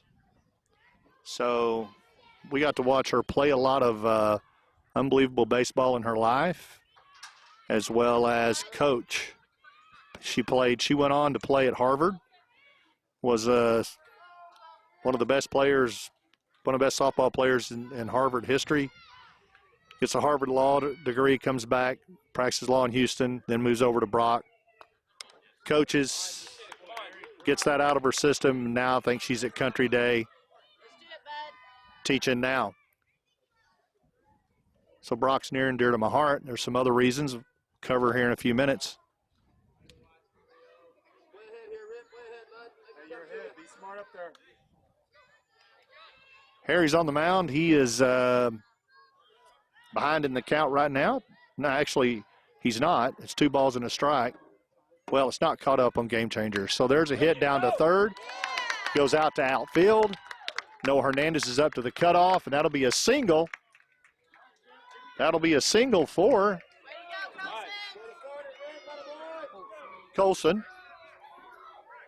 Coming up to bat.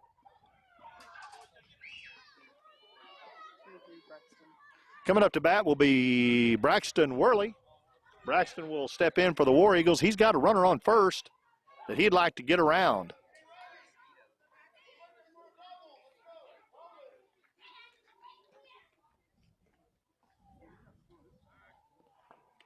Brumley throws back over to first to try to catch that runner a little bit too far off first, but he's back in time. Braxton Worley is up.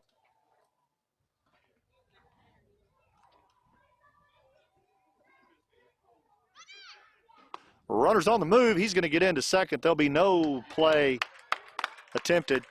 So War Eagles have a runner in scoring position.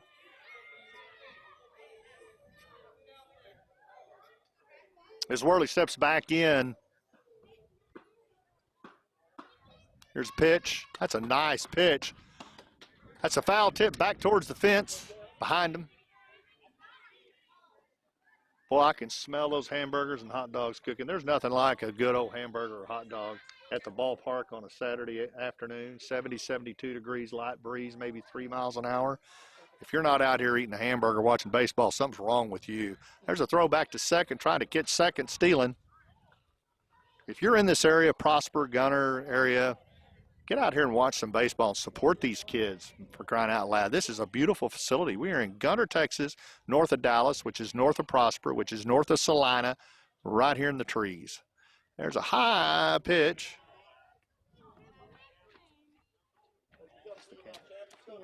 Counts 2-1, 2 balls, 1 strike. Score 7-0, favor NBA.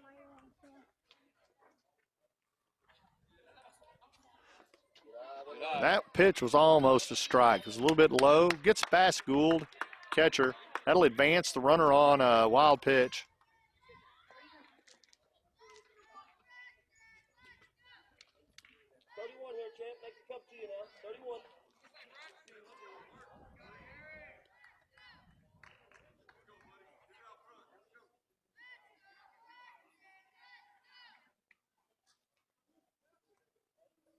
There's a nice pitch. It's a high infield. Second base is under it, and he drops it, and that's going to score a run. So Murray gets under it, and it gets out of his glove. There was a runner on third. So upon that ball hitting the turf, he comes on in and scores the first run of the day for the War Eagles. That's a single that put Worley on first, and Nolan will step in for the Brock War Eagles.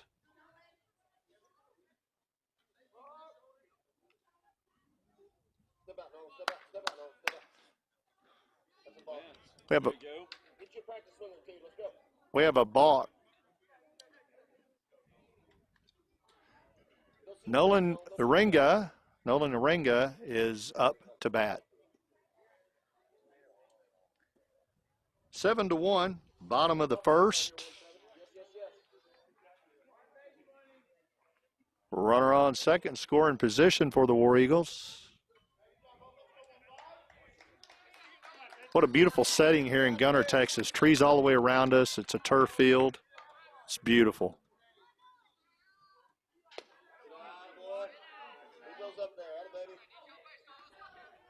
A little high for a ball.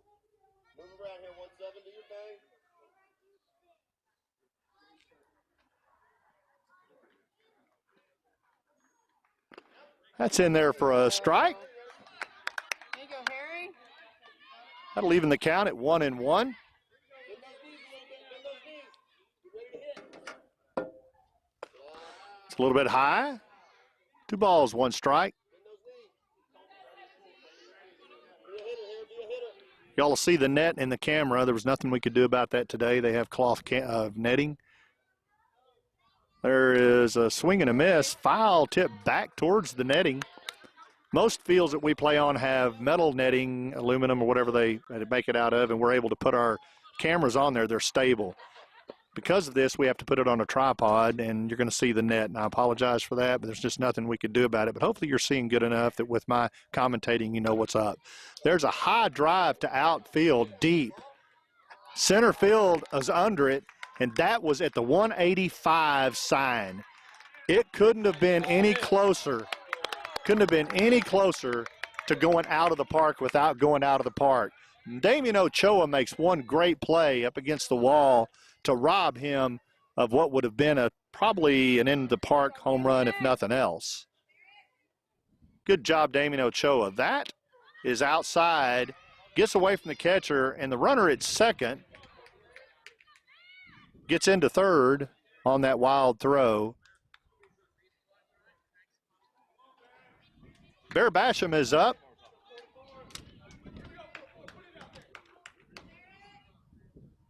Basham's a well put together young man. Looks like he could knock it out of that park.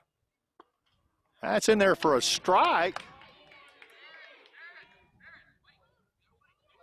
Basham has a runner on third, nobody on first and second.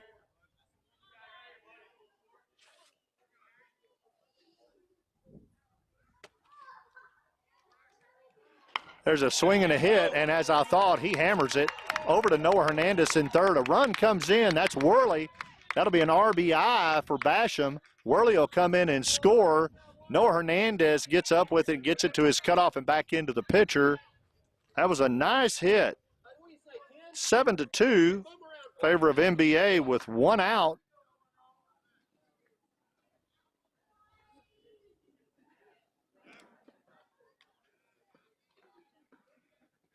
With Jace Becker stepping in to see what he can do. Jace is looking at his teammate down first base line, and he wants to help him get around. There's the pitch and in. That's outside. First baseman doesn't run. Basham decides to stay close. Becker steps back in. War Eagles have the yellow uniforms and the blue numbers. They're bright white pants with blue piping, it looks like. They're sharp. They look sharp.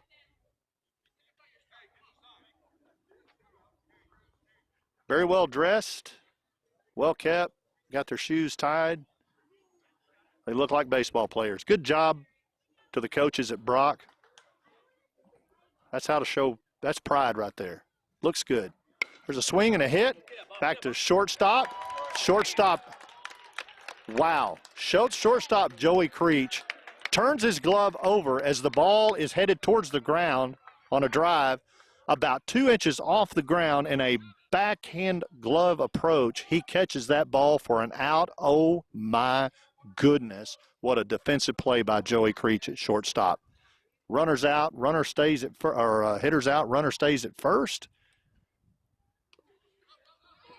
Wild pitch, and that's going to take the runner to second. Catcher couldn't get to it. Martin's up to bat. Travis Martin is in for the War Eagles. Runner on second. Trav is going to try to hit one and get his runner around for a score. There is a strike by Brumley.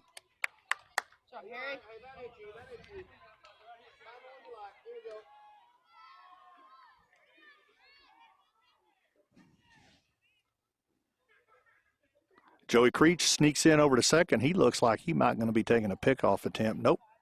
Breaks loose. There's a nice hit to Creech. High fly. He gets under it, and he's got it for an out. Wow, what a good series for Joey Creech sitting at shortstop. A catch on the grass, right 2 inches above the grass for an out, and then a high fly looking right directly into the sun that he secures to get out of the inning, allowing only 2 runs. That could have been a messy inning had that continued on. Harry Brumley does a wonderful job at his first time at pitching, starting pitching no less, in a travel game. He's never played travel ball in his life.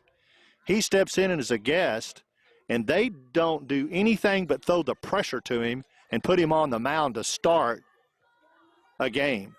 Harry, what a good job. What a way to put it together. We're proud of you. Good job. Creech, good job. All the NBA boys, y'all are coming out of the gate looking much, much better than you were in game one. Game one seemed that they were flat, maybe tired from the travel over here. It's about a 6-hour travel. A lot of them came in this morning, some last night. But, man, they got off to a good start. We're going to see if we can continue. Braxton Sims going to lead off for NBA. So to continue on with Brock in the Weatherford area, as I said, I had 2 nieces at the time, Sarah Williamson and Catherine Williamson. Now Katie Strange, Sarah Teagarden. Both of them played softball for Weatherford starting at a young age and all the way through high school and won state championships. Their dad was their coach at 5 years old and coached them all the way up until they got into high school and had unbelievable teams. Their dad, my brother, was also your 4-time House of Representative out of the Weatherford area. He was Rick Williamson. Those that are listening and have been from that area, they know They know that name. My name's Steve Williamson. My brother was Rick. Of course, y'all know that he passed away from a heart attack, and at that time he had served 4 terms and didn't want to do that again, but he accepted an appointment as the chairman of the Department of Transportation with Rick Perry. That's what he was doing when he had the massive heart attack. We lost him.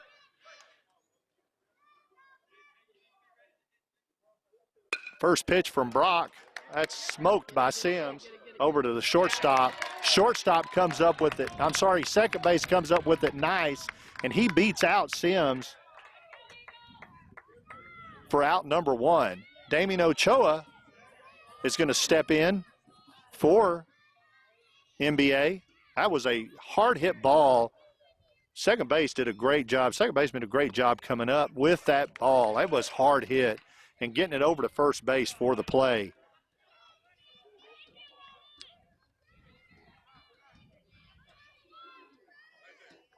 So that would have been Braxton Worley over to Taylor at first base on that play. There's a hit and a pop-up back behind him against the net for Ochoa.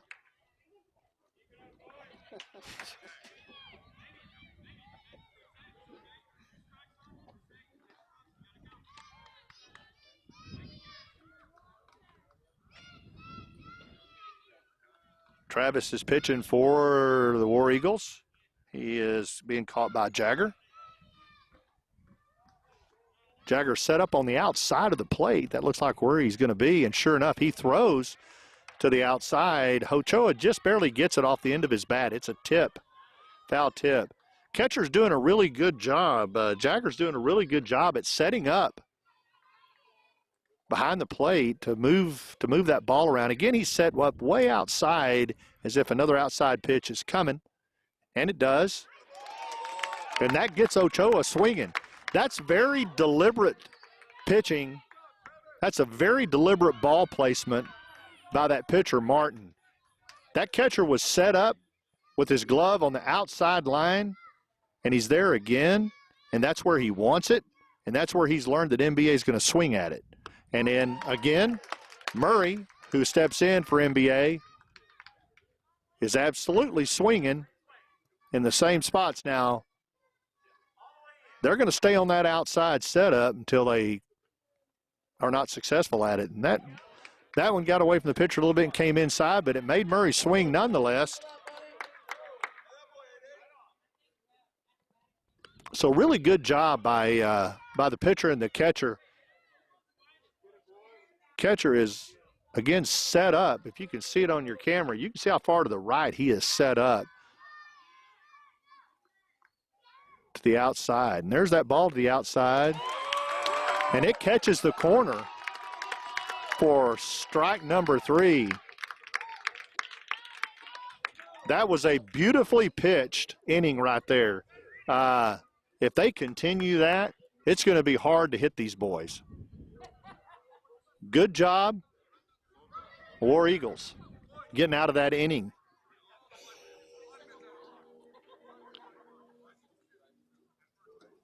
So to finish up,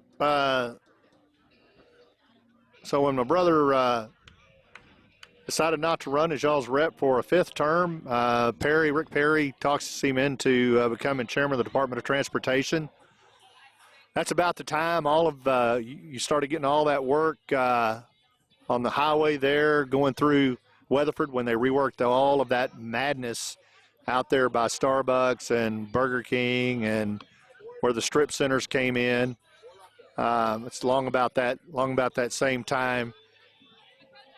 We were honored by the state of Texas with them naming the loop around Weatherford over into Aledo after my brother. It's the Rick Williamson Memorial Highway.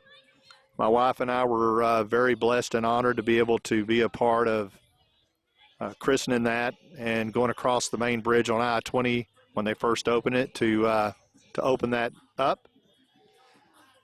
So a lot of memories there in the Brock, Weatherford area. My sister-in-law continues to live there, as does Sarah and Melissa.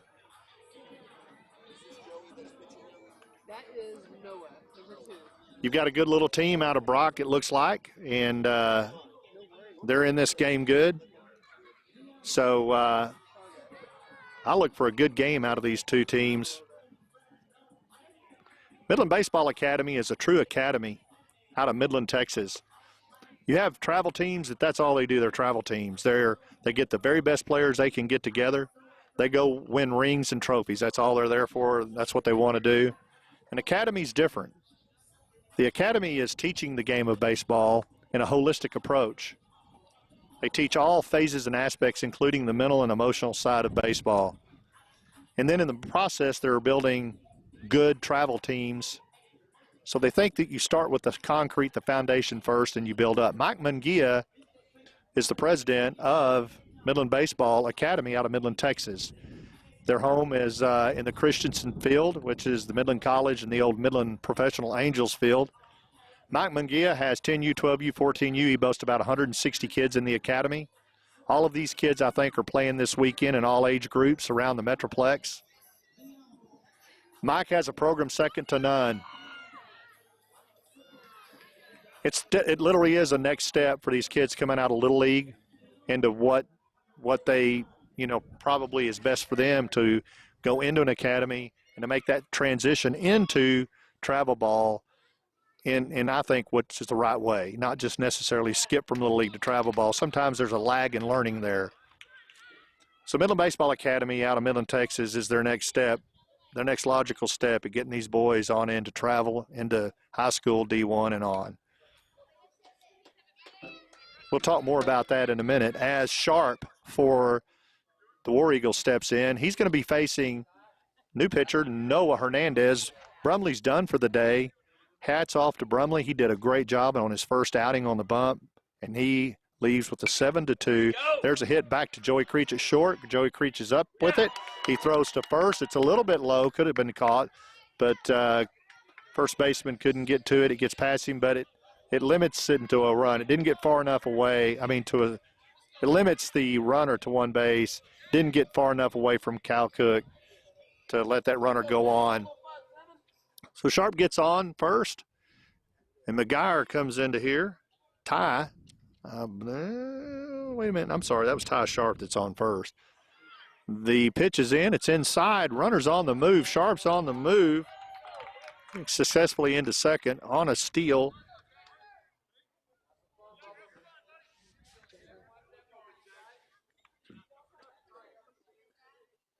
So it's Jagger that's up to bat.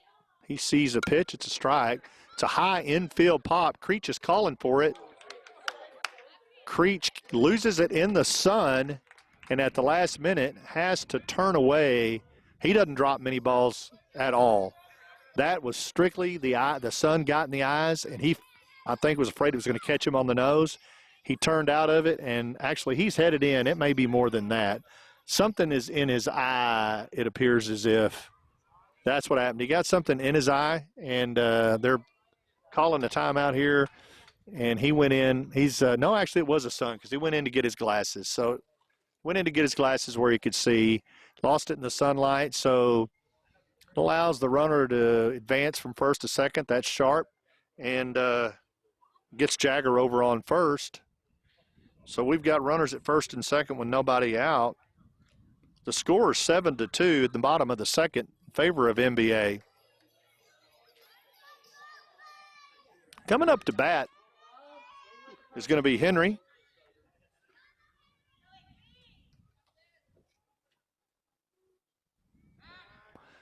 There's going to be an attempted pickoff, second base runner. He's back in time. Joey Creech tries to fake the runner out by waving to the outfield to give him the ball when, in fact, little sneaky Joey had it in his glove all the time. He was trying to get one there. Hats off to Joey. He's trying to redeem himself out there at shortstop.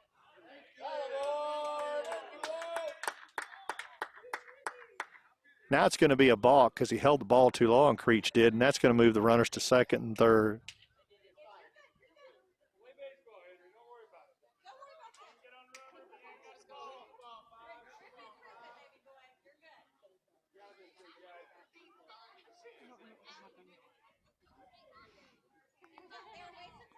So I think it was a balk called on the pitcher, but the pitcher didn't have the ball. Creech had not turned it in yet. He had it in his glove, but they called a balk anyway.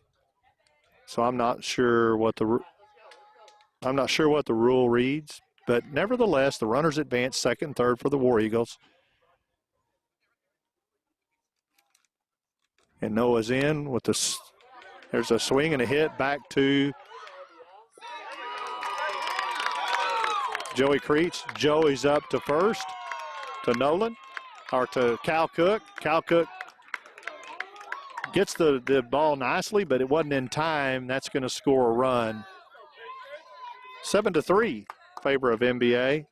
That was a nice hit by Creech. Creech is up with it and throws it, but not quite in time before the runner outruns it and gets on first. There's runners on first and third. Runner on first is stealing second. Standing up, Stupka. Kason Stupka is in for the War Eagles. He sees a man on second and third in front of him, and he wants them in. Try to get this game a little bit closer. Noah Hernandez is on the mound for NBA in relief of Brumley, who did a great job. Jace Gould is behind the plate, catching Hernandez. Stupka is in the batter's box. That's a nice hit. It's high to the center field. To Joey Creech, the shortstop. Creech is under it, and this time he has it in his glove. 4 out, number 1. That freezes the runners at second and third.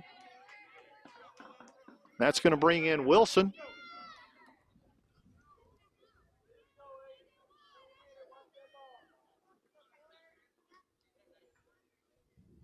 Hernandez, there's one hit back to Creech. Creech is up with it to first. First bobbles it. And that'll be an error on first baseman as the runner is safe, and that will score a run. Creech gets up with it again good and throws to first. So that puts the War Eagles with runners on the first and third. That scored a run, making the score 7-4. Here they come. Here they come, the War Eagles. That's a pitch for a strike on the outside to Casper. Blake Casper. Blake is in there. Runner at first steals second, so runners are at scoring position. They're getting a good lead out there. Here comes the pitch. It's down in the dirt, gets behind the catcher. Runner's going to come in and score on a wild pitch. And the runner at second is going to go on over to third, and he's 60 foot away. 7-5 now as Brock comes steaming back.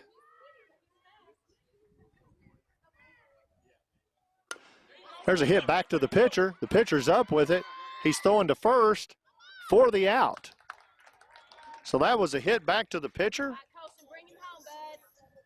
Noah comes up with it, goes to first to Cal Cook. Cal secures it in his glove for out number 2. That freezes the runner at third, limits the damage. We're back to the top of the order for War Eagles. Colson's up. That first pitch by Noah Hernandez was high over the head. We have a little bit of base malfunction. Third base these bases keep coming up. We're back in play. They got it fixed. So Colson steps in. He has got a runner over on third that he's trying to get in. That's a strike, and that's a swing, and that is out of play over the first base dugout over on the right side into the beautiful rocks they have placed on the right-hand side going into a berm that's really beautiful with trees in behind it. It's a beautiful backdrop here at this part. Another pitch, and it's outside for a ball. That's going to even the count. 1-1 with 2 outs, 7-5 NBA. Bottom of the second. There's a pitch. It's nice. That's over to second base. Second base drops it, but then recovers nicely. The Brock War Eagles 5. We got a good game brewing right here, folks. Don't leave. So we're in Gunter, Texas. Gunter, Texas is north of Dallas, Texas, up the toll road. You get to Prosper and you keep going north, and you get to Salina and you keep going north, and then you run into Gunter, a paradise just out in the middle of nowhere. Gunter has rolling hills around us, full of trees. Looks like they've had plenty of rain. This field is unbelievable, this complex. They've got a beautiful field here that's turf.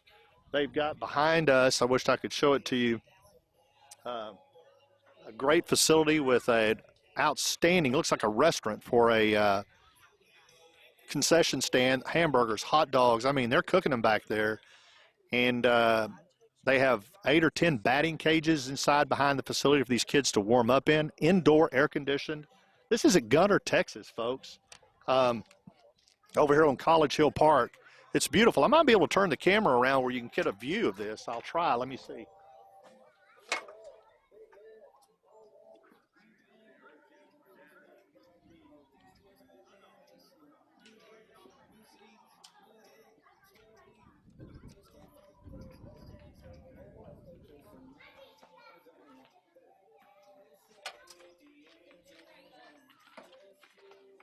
See that turning? Hey, see that turning? Hey. Not yet. Not yet.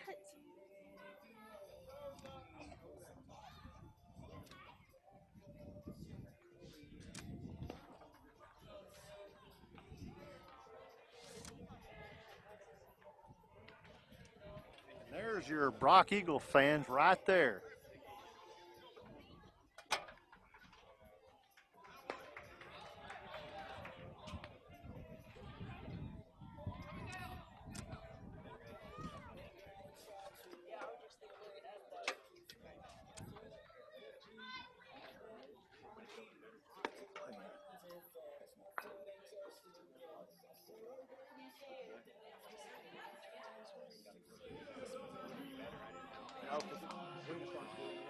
Yeah.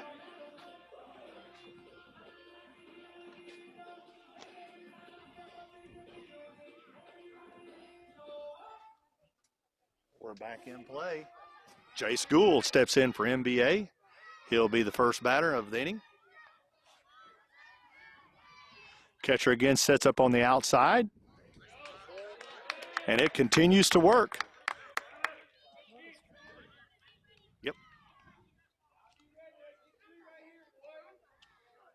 Again setting up on the outside. Did you see it moving? It looked good. There's a pitch. It's on the inside. Gets Jay swinging. It's on the hands. Pitcher's ahead. No balls, 2 strikes.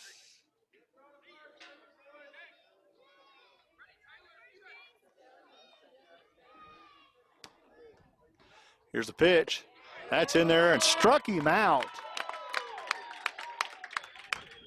This young man, Martin, for the War Eagles, he is on fire. This young man is throwing well. He is totally in control. They're in sync with the catcher. Noah Hernandez steps in to see if he can stop this bleeding of strikes and outs. And he does. There's a hit. Gets past third baseman into left field. Left field's up with it to the cutoff. Noah Hernandez is a pretty smart hitter. He was watching what was going on. He got up on the plate, and if you saw it, his feet were right on that line, and he decided he was not going to let that one get by him. Silas Bryan steps in to see if he can get Noah Hernandez around.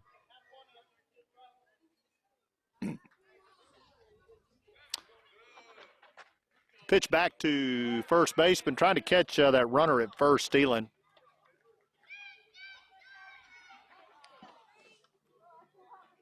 Silas Bryan in. After Silas will be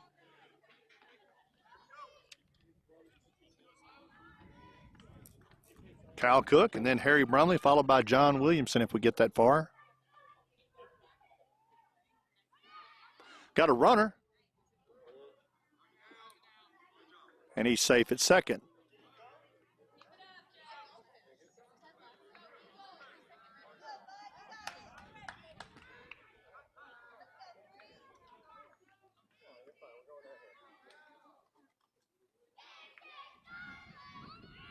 There's the pitch.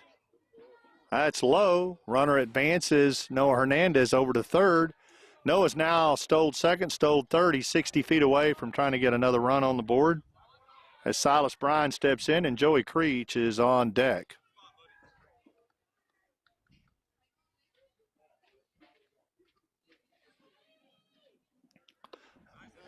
Gets Silas swinging. One ball, two strikes, one out, one on. 7-5, top of the third.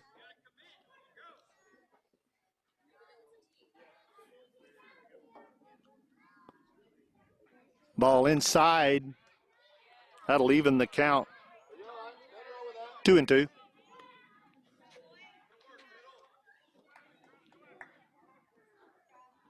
Boy, that food smells good. Man, I don't know what all they're cooking back there, but that kind of facility, they can cook anything they want.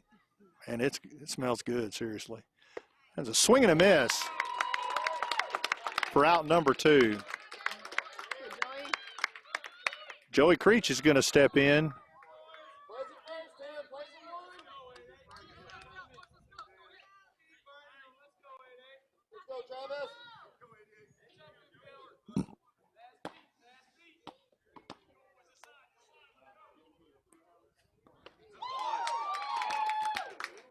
That's a ball. It's outside. Joey's trying to get Noah in off of third.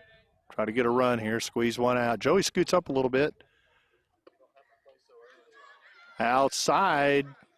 Ball 2. 2 balls, no strikes, 2 outs. 1 on.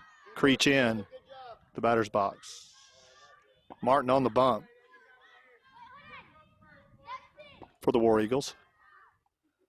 There's a pitch, a swing and a miss by Creech, which is unusual. 2 balls, 1 strike.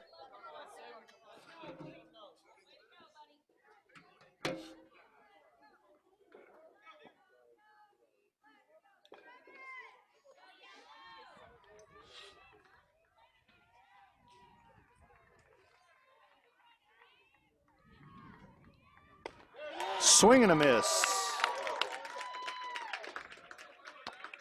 That brings the count even. 2 balls, 2 strikes, 2 outs. 7-5. NBA in the lead. Top of the third. Joey Creech in.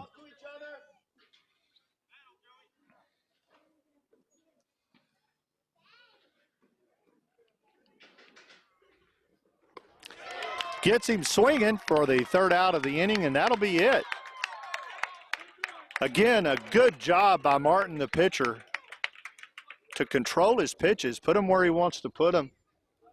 And he is definitely commanding the game for the War Eagles. War Eagles have stayed in this game, and they are looking to put some more runs on the board, and they could well do it if NBA doesn't bring some pitching and defense to the game. They're going to look up, and the War Eagles are going to be flying by them like wings on an eagle.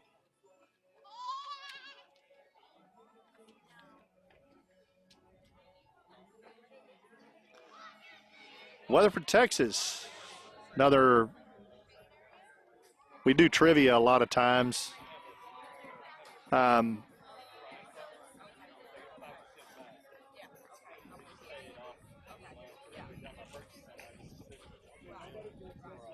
On Broadway, opening of Peter Pan, who played Tinkerbell first time?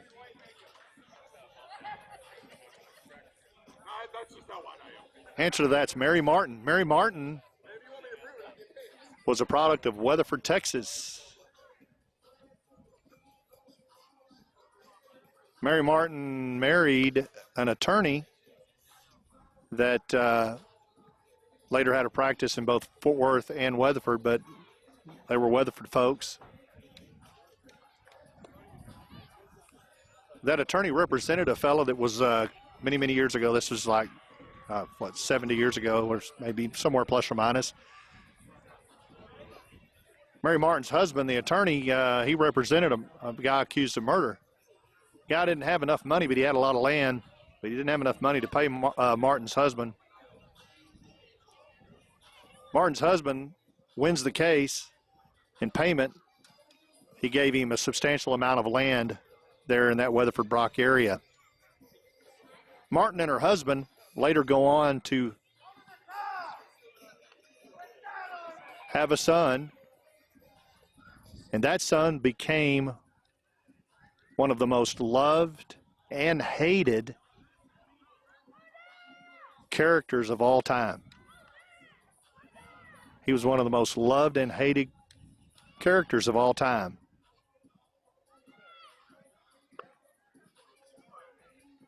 Does anybody know what that is? Who that is? What's that name of that? What's the name of that evil, evil man that was so fun to hate? That'd have been J.R. Ewing.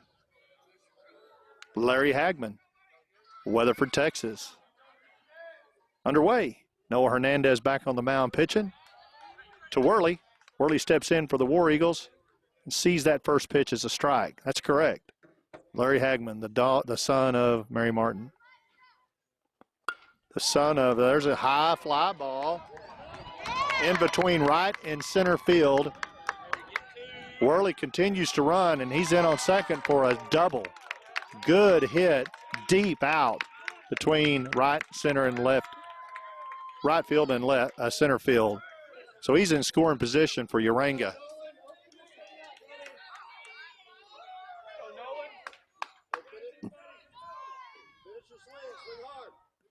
Uranga steps in, hoping to get this scored at within one. If he can bring this runner on second in. Larry Hagman, Weatherford, Texas' favorite son. There's a swing and a hit, and it may be out of the park. That is out of here. That is a two-run homer by Uranga of the Brock War Eagles. That, ladies and gentlemen, will tie the game. 7-7.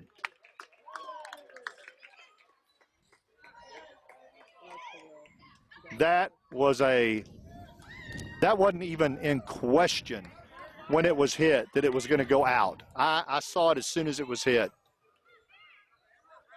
What a right over left center, almost dead center. It's going to go about one. The foul tip back by Basham. Bear Basham is up now. I'm going to just guessing. I'm going to say that went about 195 to 200, somewhere in that area. It cleared the fence very well. I'd say probably 200 is what that home run went. Basham's down in the count. That's a foul tip.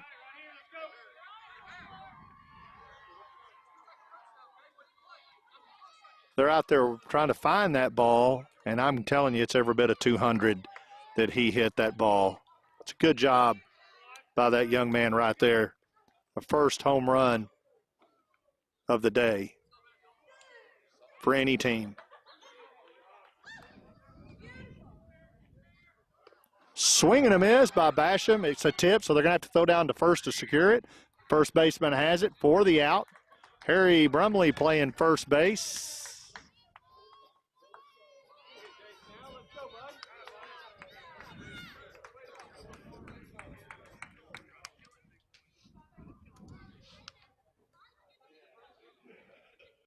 That ball's in there high by Noah.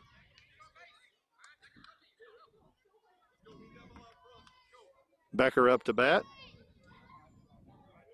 The swing and a miss by Becker. Did you find it? Has another hard hit, and that's out to between right field and center field. Goes to the fence and goes up under the ledge of the fence. They dig it out. Although it's a single, he might have been able to turn that into a double. That was another hard hit line drive.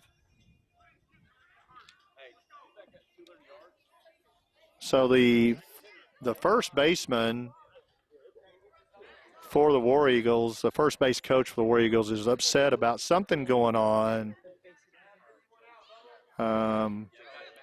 He's upset about the bases moving. So and we mentioned that earlier.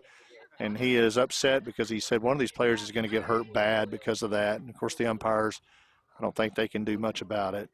But he's upset with the umps, wanting to get these baseball bags tied down a little bit better, and they are moving. They are moving a lot. We mentioned that at the first of the telecast. I don't know why they're not more secure than they are, but they're not.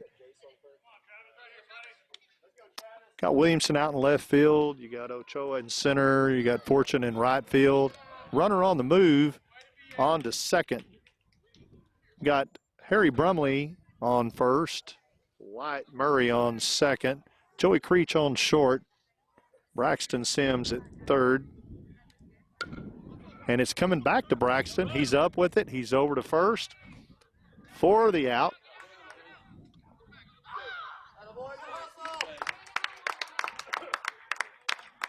That's a great throw by Sims over to first. Brumley secures it at first for the out and then turns around and fires back to third.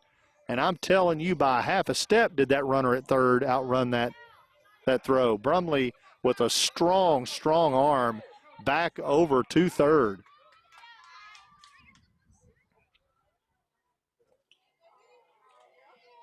But the runner was safe back.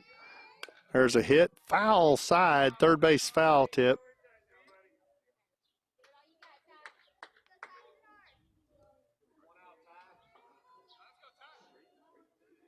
We got Ty in there at the plate.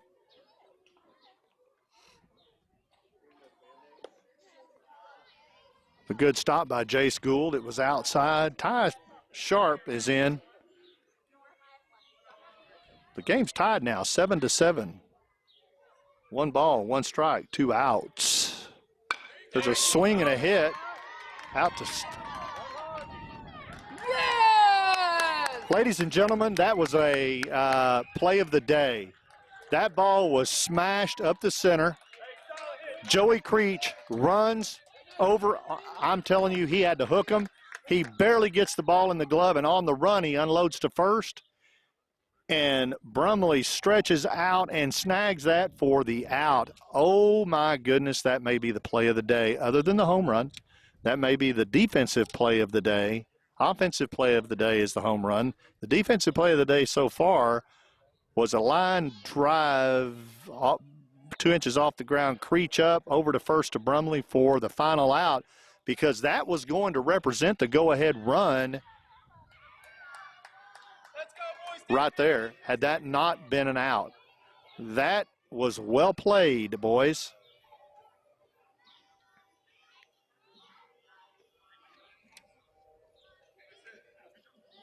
Pitcher is going to return to the mound for the War Eagles. Why not?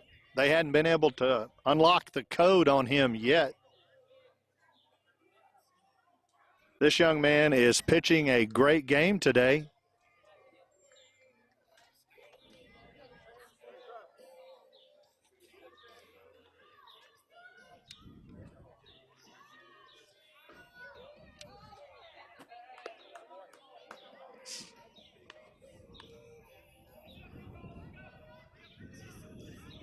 Number 8, Taylor, is on first base. I'm trying to read uniforms. Braxton is over at second base.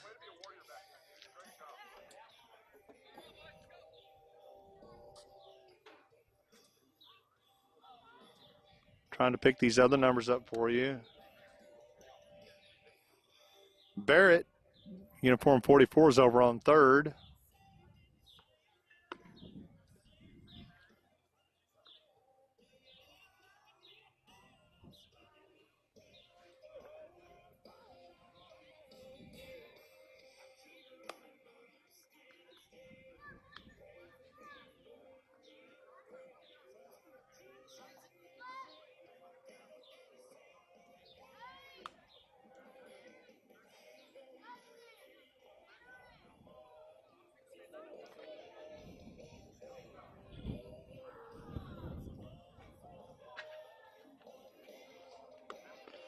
I think it's number. Is it Colson playing shortstop? I'm not sure here. Trying to read backs of jerseys. MacGyver, of course, is catching.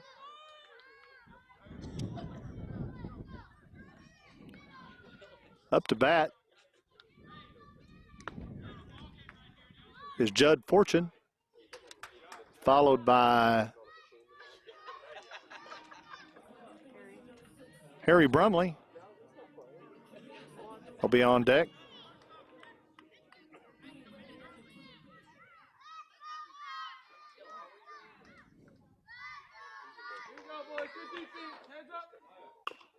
There's a hit down first base, and it goes foul.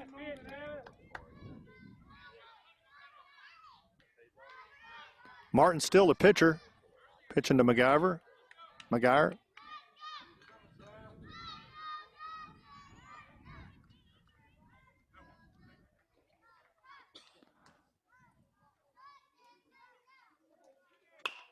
There's a hit again down right side, back to the back of the fence, but in the corner, foul. If he straightens that out, it'll be a winner.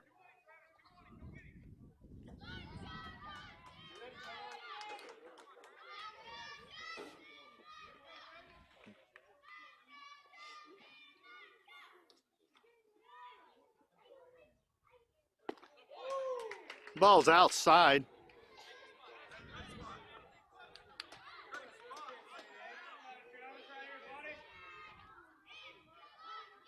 One ball, two strikes. The score 7-7. We're in the top of the fourth. Judd Fortune up in the batter's box. Here it comes. Yeah. Gets Fortune swinging and reaching for it. It's that outside. These boys that just get up on that line and get ready for that, they could solve that problem, I think. They're just not seeing where that catcher's set up at. He's set up way outside.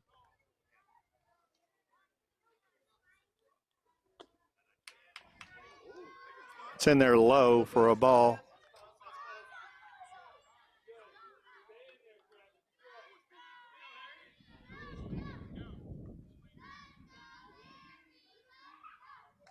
Harry Brumley up. Here's the pitch. Swing and a miss by Harry. Brings the count even, 1-1.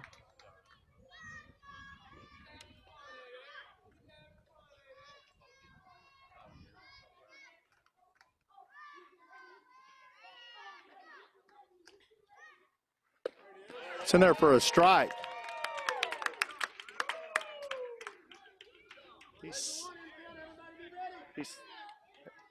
He's setting up on the outside. He's setting up on the outside.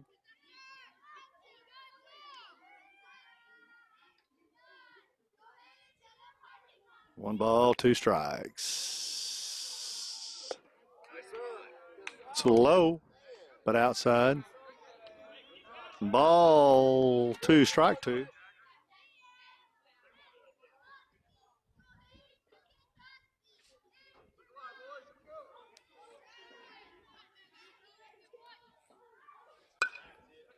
That's an infield hit, high fly.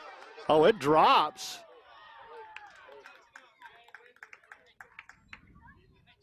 It drops in between the pitcher and the catcher, but they call it a foul anyway because I think the catcher touched it while he was out.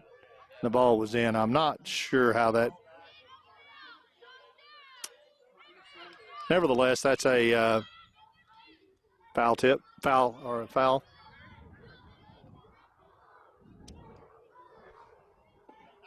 It's down low. And that is going to bring the count full, 3-2.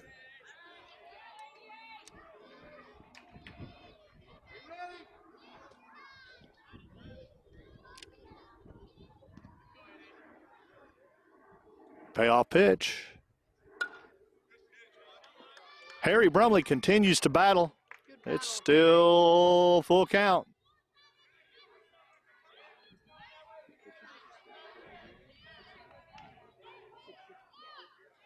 This will be the 66th pitch. for this War Eagle pitcher.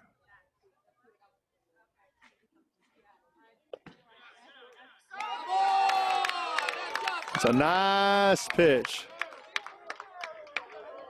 for out number 2. Cal Cook steps in, left-hander.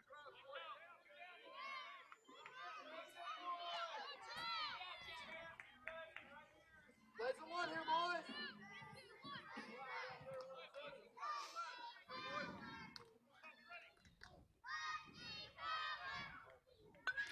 There's a hit by Cal. It's tipped right back between our eyes. 7-7, top of the 4th. We are an hour and 16 minutes to an hour and a half game, into an hour and a half game.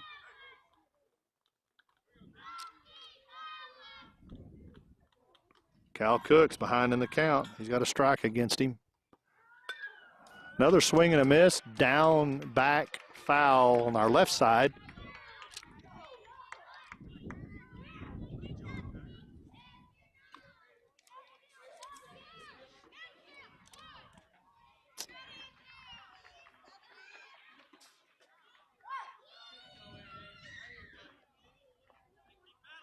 Cal back in. He's behind in the count. No balls, 2 strikes. He's going to have to battle right here. That's way outside. He tried to get him to go fishing. Cal didn't do it. Cal and his parents are staying on a lake this weekend, but that's the only fishing they're going to do. He ain't going to go after that one. 1 ball, 2 strikes, and here comes the pitch. That's a foul tip. That's going to bring the count to 2-2.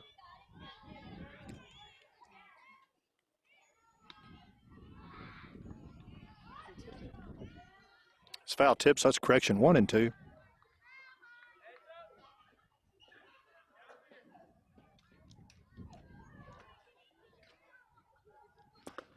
That was in there for a strike. Caught him looking for out number 3. So, middle of the 4th, 7-7. The score's tied. This is a good game between the Brock War Eagles and the Midland Baseball Academy, MBA, out of Midland, Texas.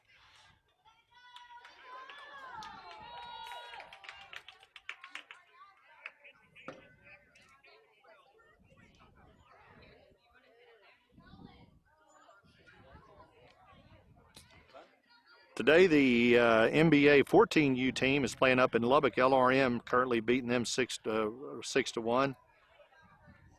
We wish the 14U, Coach Houlihan, we wish y'all luck in today's outing. Looks like they just ended the 3rd inning. They're going into the top of the 4th. LRM's got Houlihan 6-1 currently. We'll keep everybody in touch, up to date on what we're doing in our 14U up in Lubbock.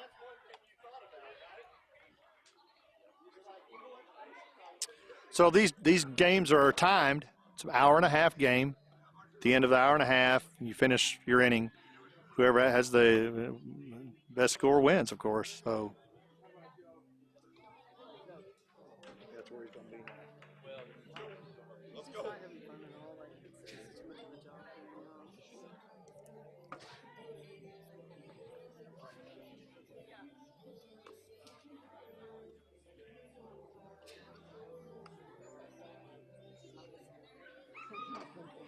It's his job. It's not mine. It's everybody's job out here. Take him out.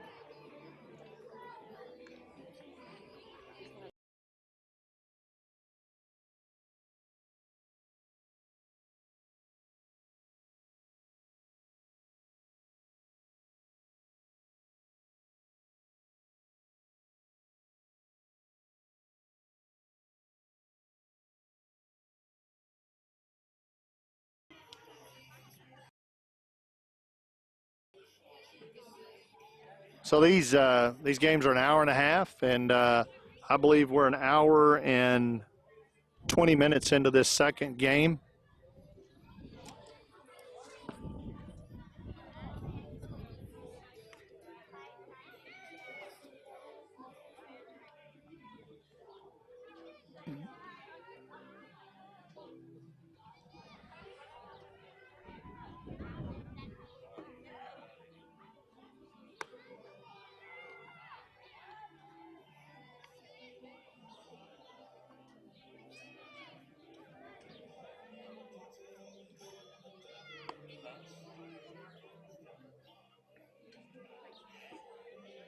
So we're in the middle of the fourth.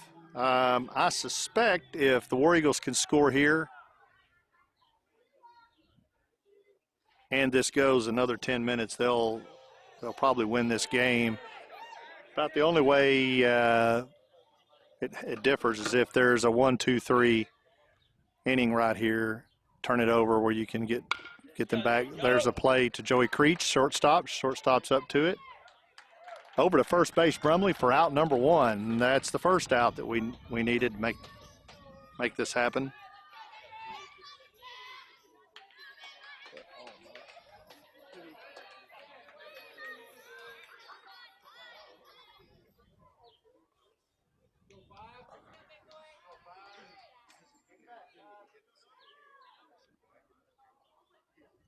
Henry steps in.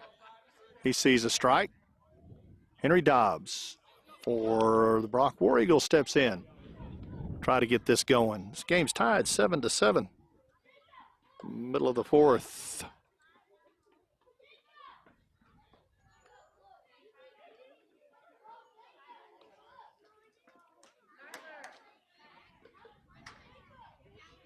It's a swing and a miss by Dobbs. 1 ball, 2 strikes, 1 out, 7-7, bottom of the fourth. From College Hill Park Field in Gunner, Texas. Noah Hernandez is on the mound. That's a hit back through the center. Damian Ochoa comes up with it, and he found a hole there, and that puts him on first base for a nice single. Stupka comes in now to see what he can do.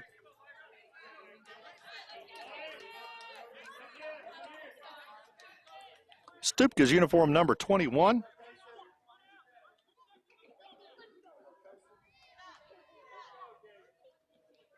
Kaysen Stupka. Runner on the move from first to second. He's in there standing up, so he's in scoring position. Now it gets a little tighter for NBA as the War Eagles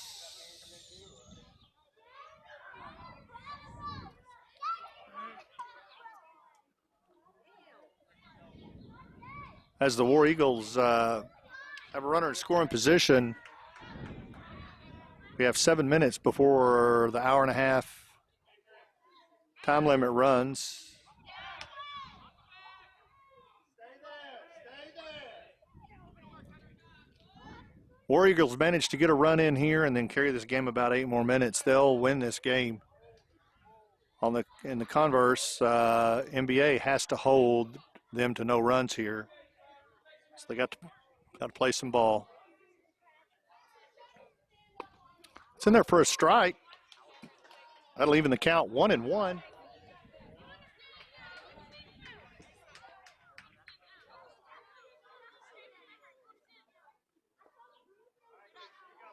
Runner at second has a pretty good lead.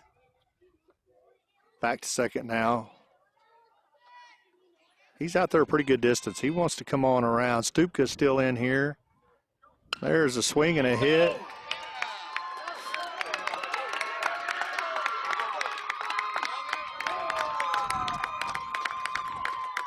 That is a smash to left center, left field. Left field couldn't come up with it. And that actually wins the game. That's the game winner.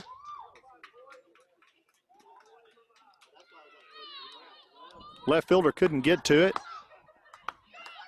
Runners in, and good job by the War Eagles. They wanted it badly, and they got in and fought back. Brock War Eagles are victorious here in this second game of the afternoon. 8-7 is the final. Congratulations, Brock War Eagles, for that win. NBA goes home today 0-2. Played a better game in this second round, but just wasn't quite enough to get them over the hump.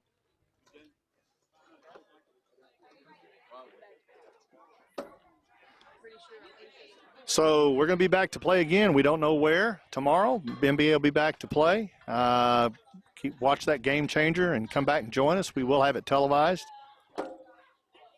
Again, Brock, congratulations. Great game.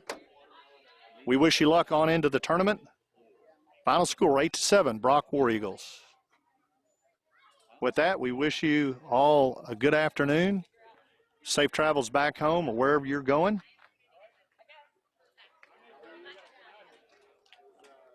Thank you very much.